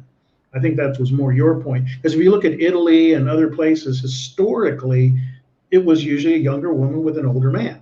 But Eastern Europe now, it's a whole different Yeah. story. Yeah. I think, sorry. I think here in the Philippines, people are less materialistic than maybe women in Eastern Europe because they're so close to the West and they get the influence from the TV and all that stuff. While here they're less influenced, and here it's actually more about. This is the one thing I love with the Philippines. Here it's more about the experience rather than the materialistic, and whether it's family, whether it's going places. I mean, Mia loves going places. She loves going to wherever we go on a motorbike ride, go swimming in a new place, to whatever, and going to new restaurants. She just loves the experience. Her deal is not the materialistic, whether she has an iPad or an old tablet. I don't think it matters that much to her. Well, maybe if you're together with an Eastern woman, she'd want the brand new iPad Pro for 70,000 pesos, right? So, every woman, just like every man, we have different wants and desires. So, I mean, I'm sure you can find women in Eastern Europe that are similar to Asian women, and you can find women here in the Philippines that are similar to Eastern European women. But I think on average, he's probably right. Ricky, did you go back to the Philippines because it was hard to get laid in Vietnam? Okay. Actually, I want to Sorry answer about that. that. Oh, okay. No. I'm sure he's trolling, but I'll answer that. I was in a relationship for 3 months with Gina, and if you can go to my channel, you can see. Now Gina was 40, I believe 46, 47 years old. So to dispel the other myth, no, I don't just date younger women. I've dated like 3 women who were 49 and 50, and Gina was 46. And we were together for 3 months. Now, as far as, dating, I told everybody after I got there and started getting a feel for the country, is that it's not like the Philippines. It's not where you can just walk outside and pick up a date or a girlfriend, in a couple hours. Vietnam is not like that. There's a whole lot of cultural difference where they really want to be with a Vietnamese man their age who's upwardly mobile, because their parents have a huge effect. If the parents don't want them dating some guy, that's the end of it. And they really don't want them dating older foreigners who have been divorced, that they can't even meet the parents. So was it harder to develop a relationship? Yes, it was. But I did not leave Vietnam because of the dating situation. As I've said, I was at my nirvana. Everything in my life was as great as it's probably ever been. I could date women, and my other buddies, they date Vietnamese women, beautiful women. I mean, if you really look and you're patient and you're a decent guy, you can date Vietnamese women. Now, and I did. Aside from the relationship, I dated other women. But why did I leave Vietnam? I left Vietnam because in September of 2019, I did a visa run to Davao, and I met V, who was my girlfriend for the last year and some. That was when I met her. So I wanted a relationship, not LDR, in person. And that's why I left Vietnam. I didn't want to leave Vietnam, but I was so impressed with V. I told her, give me 2-3 months. I will work it out. I will, because I had to end my lease and all this stuff. And I will be in, and I was, January 2020, I was in the Philippines specifically to have the relationship with V. That's why I left Vietnam.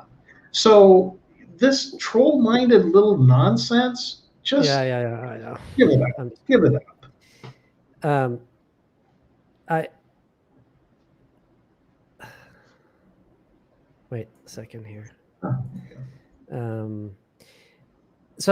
I remember when you were in Vietnam. I don't remember if you got this message from me. You had just moved to Vietnam, and I had just moved to Cebu City. So I missed you by maybe a month or two.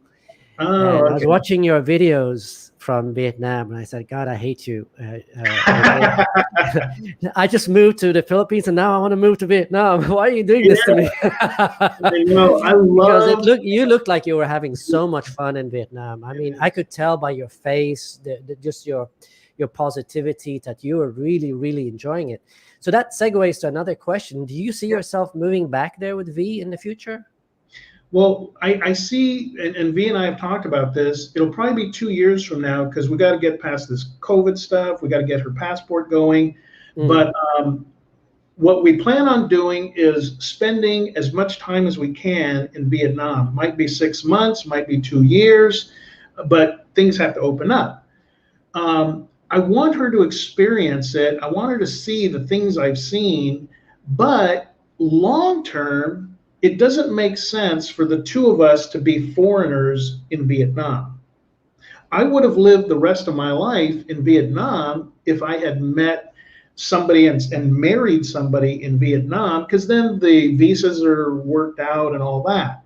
But for me and V to live and try and make a long-term plan living in Vietnam, visas would always be an issue.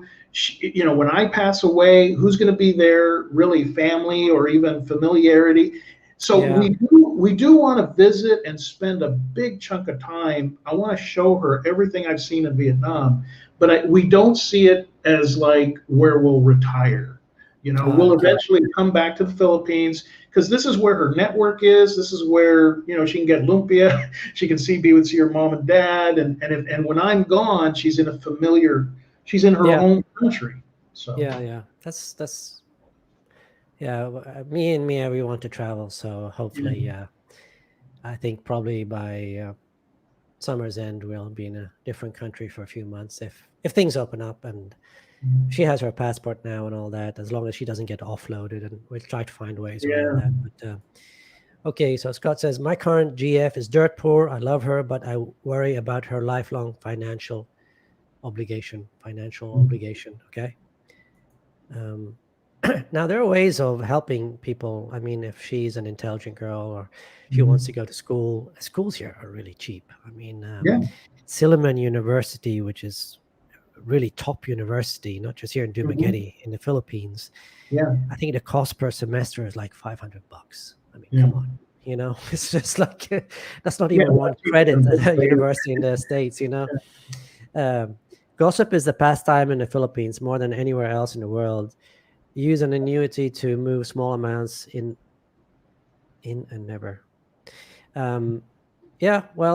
Gossip, that's up to each person. I try to stay away from the gossip. I'll be back in just a second. You know, hit the CR. Okay. Mention any other funds or sources. UGF and Phil might know a bank teller if you're not using bank machines. No, I just use an ATM when I need to take money out. I use Charles Schwab. I have an account with them, and they refund the ATM fees. So there's a link below in all my videos to get an account. I think you have to be in the US to open the account, but once you've opened the account, you can move anywhere in the world. But yeah, that's a good way to avoid ATM fees. And I think there are other maybe credit unions. I believe some military stuff also refunds your ATM fees. So that's a good way to go about that. Let's see here. Ron says, I'm married to a Chinese woman. In my experience, Chinese women are very confrontational. Nothing to do with the one-child policy, as my wife was born before that started. Okay, I don't want someone who's very confrontational, but to each his own. Ricky, there's an old saying, why do you rob banks? Because there's where the money is. Yeah, true. Well, Ricky stepped out for a minute, so I'm just going to continue down these because I'm kind of lagging on the messages here. Monroe said, yes, Paul, you're right. If the channel is boring, nobody will watch it. Yep. What your Bill Bob is gone. This one was to you from Wandering Doc. Ricky, there's an old saying, why do you rob banks? Because that's where the money is. Yeah. I believe why do you go to a country with a lot of beautiful girls? Yeah. I think it was the bank robber guy. It might have been a guy named the Gray Fox. They did a movie about him, but he was like from the 1800s, and he's the one that coined that phrase. You know, actually, it was trains. I think he robbed trains. But yeah, the point is, you go where the water is. You go where the money is. Yeah, you go where the mangoes are. Yep. Yeah. You're right. Barry says, "Good morning from China." Good morning, Barry. How are you doing? Mike's Philippine journey. That's still content, just a different type. Okay. Quezon City here. Wait 1 second. Mhm.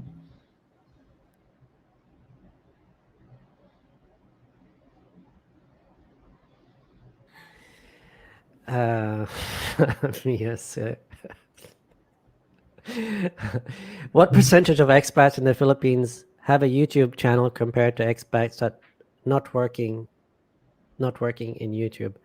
I don't know. I think it's a very small percentage. I Yeah. mean, it's a very small percentage. Maybe we're talking 0 point something percent. Right. Um, Yeah. and Because a I lot mean, of them are not. I mean, most of them are just channels that are not. I don't, for lack of viable, if that's a lack.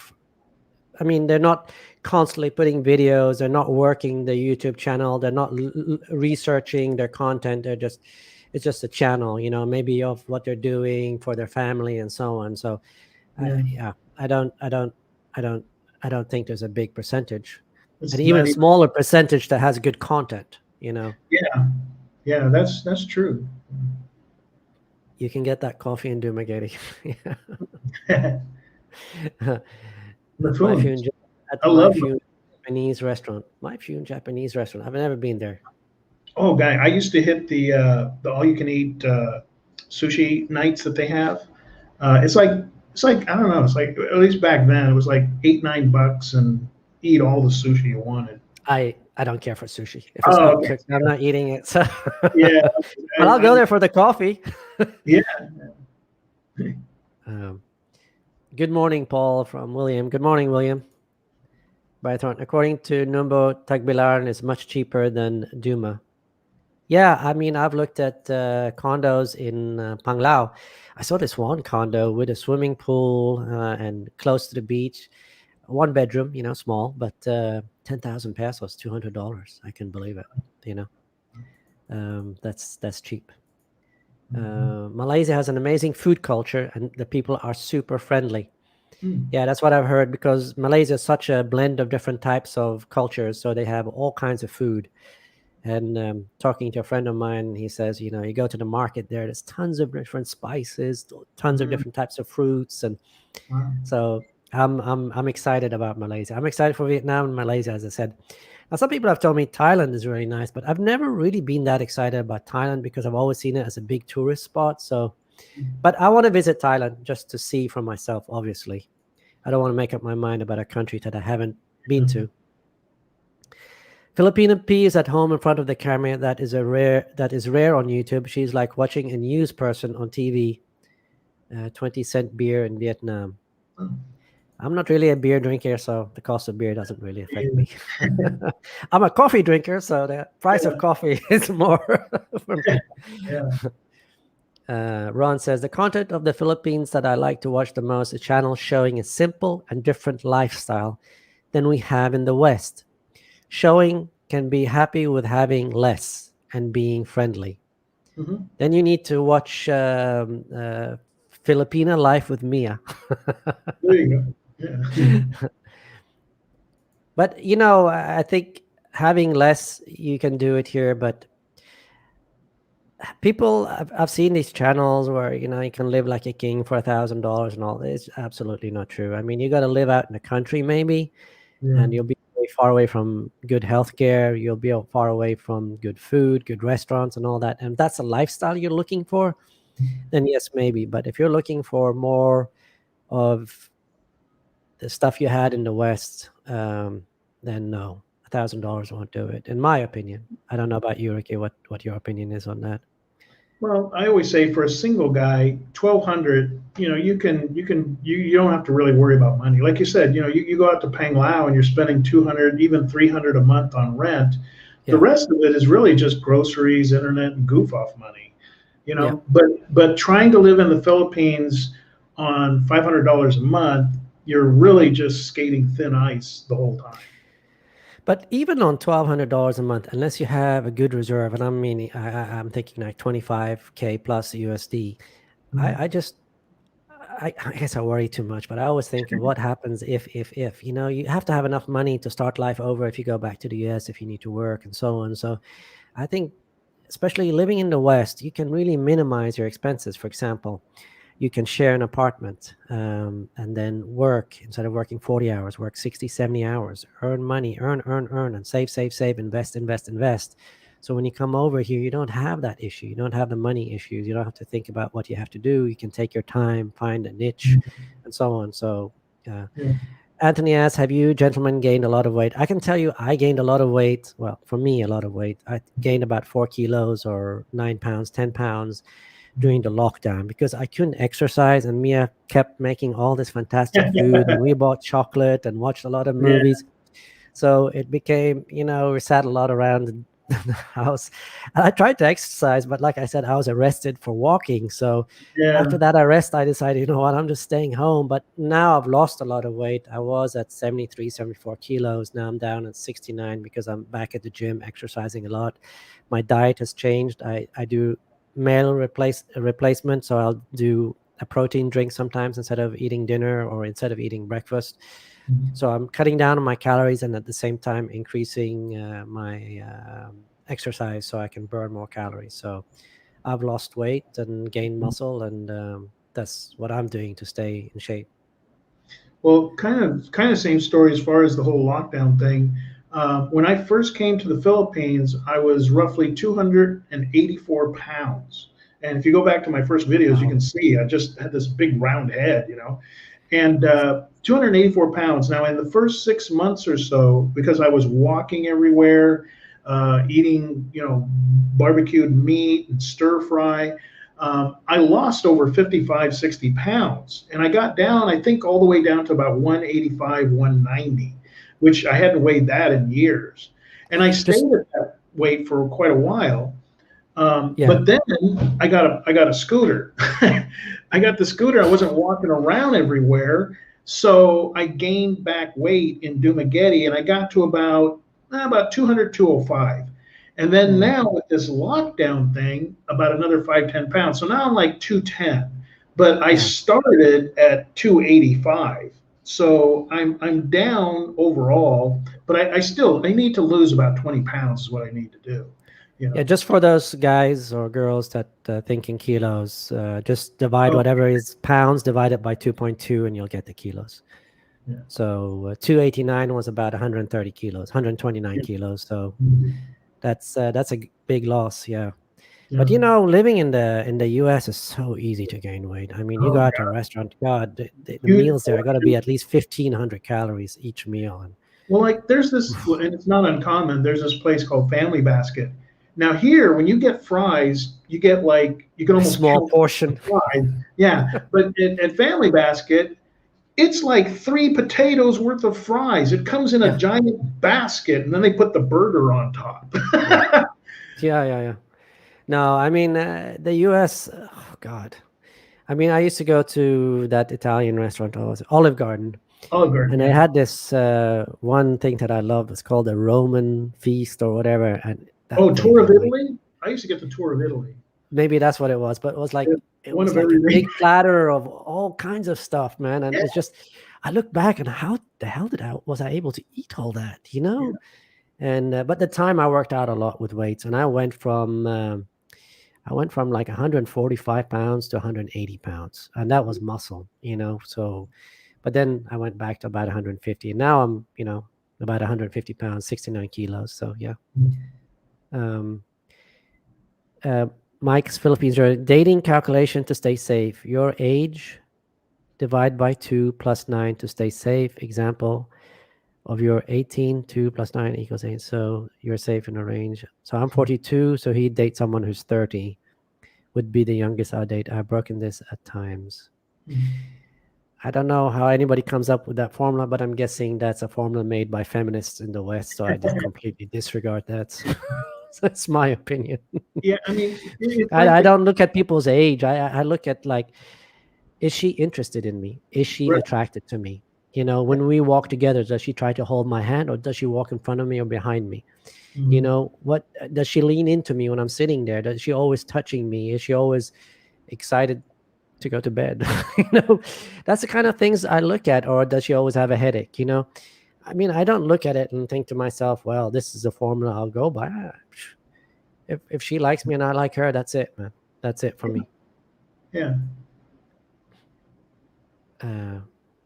Never commit, then move here.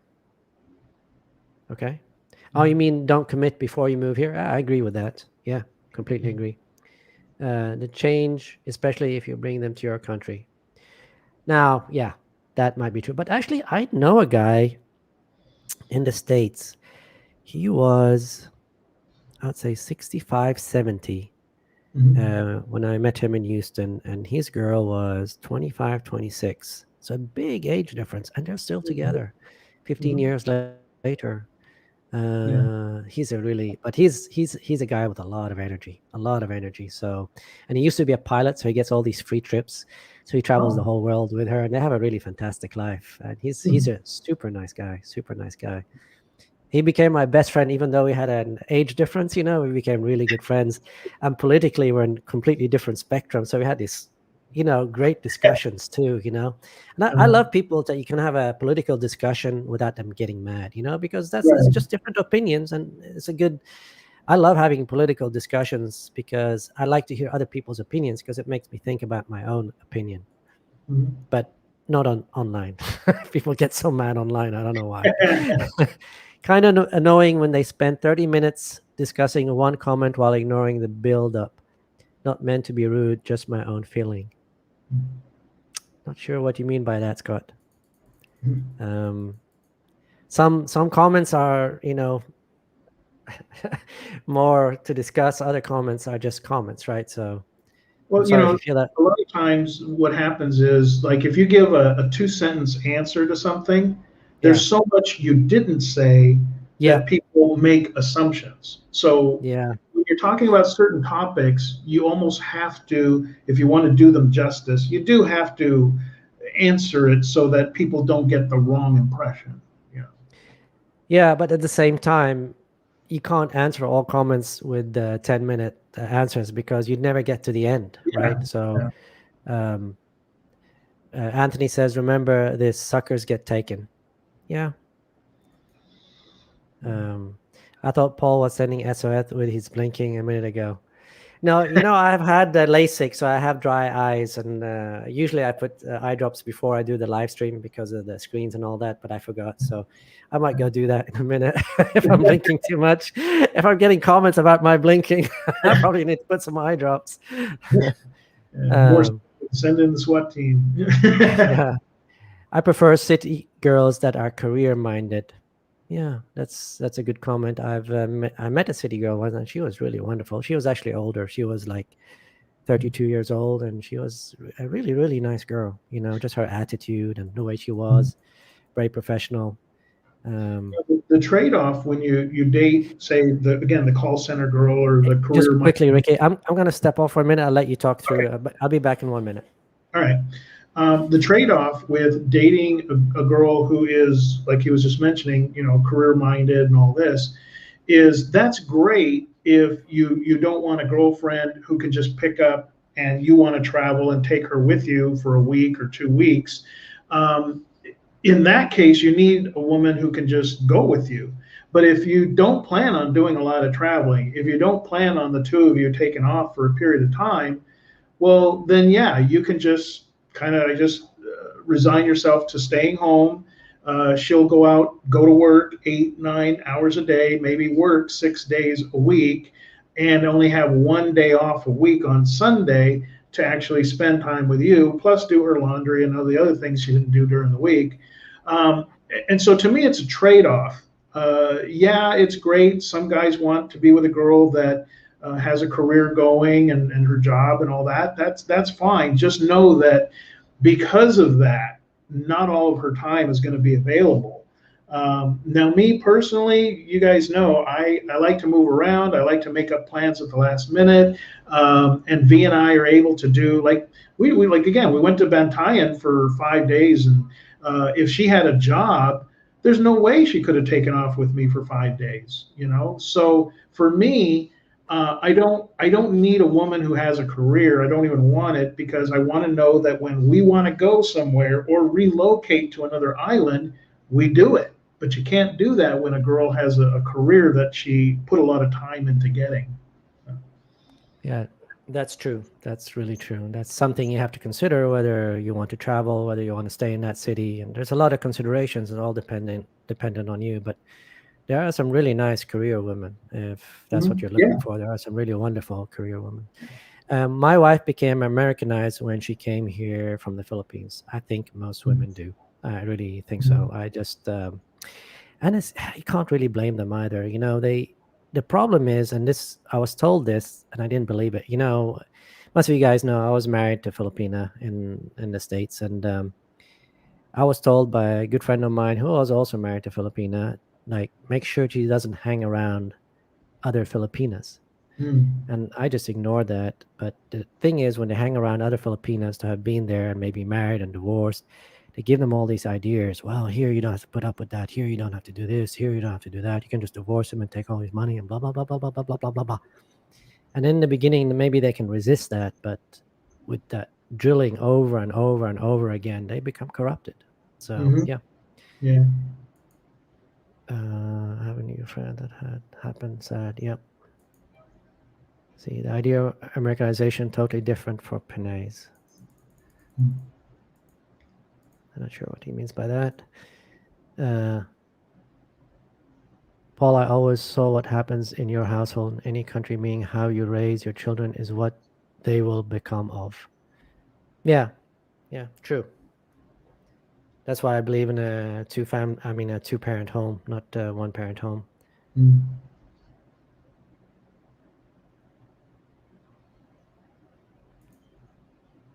Hey guys, I recently heard someone say that women usually want to marry up and men are willing to marry down. I think that is usually true. Well, it's because getting back to criteria, in my whole entire life, I've never taken a woman's earning potential into calculating whether I'd have a relationship with her or not. But women will, that's one of the things they want to know. I mean, dating in the United States, especially, it's almost like going on a job interview. It's like, well, what kind of job do you have? I mean, they practically want your tax returns. They're looking at what kind of car do you drive? How do you dress? What do you do for hobbies? They want to know how much expendable income you have. But we men, we don't care if a woman doesn't have two nickels to rub together. Yep. We're more concerned with who she is, not her earning. I'll tell you a funny story. I had a girlfriend in the US, and I work in the oil industry, so there's lots of ups and downs, and there's lots of layoffs and hiring all the time. You can be unemployed for 6 months, a year, then things pick up, and then you're hired again. So the money is good, so you can save for those bad times.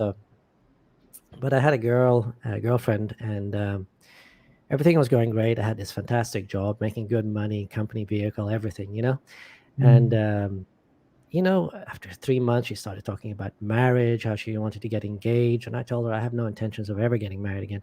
And she was like, well, I'm going to buy an engagement ring and put it on my finger and tell everybody we're engaged. I was like, you can do that, but I'll tell everybody we're not engaged, And, but anyway, after then I lost my job, okay, because of the non-compete stuff, And within 6 to 8 weeks, she was gone. I had savings, but I thought, you know what? I'm not having any income except for unemployment, and I thought it was right. She made good money, and I told her, well, you can pay half the restaurant bills. Why not? You're making money. We're together. I mean, why am I paying everything? I'm not even working, And her face when I said that was just mind-blowing. And then she said yes, but like I said, within 8 weeks she was gone, and she made some type of excuse. So it's just like I just don't get it. I don't get women like that. I don't. But anyway, I'm glad it happened because that made me move to the Philippines. Yeah. So I have a much better life now. So thanks to her leaving. Let's see. Hello, Mia. I can tell you're teasing Paul in the background. His facial expressions. And this is Filipina Life with Mia. So that's Mia texting, "Babe, I'm hungry." Yeah, actually, we went a lot longer than I think we planned to. Yeah. Yeah. Okay, let's wrap it up, guys. I don't have time to go through all the comments here. Let's see. Someone saying Mia needs to show her face before we wrap it up. Wandering Doc says, a Norwegian guy who doesn't like sushi. I've never enjoyed sushi. I've tried it several times. I just can't. Wandering Doc says Thailand is his favorite place. The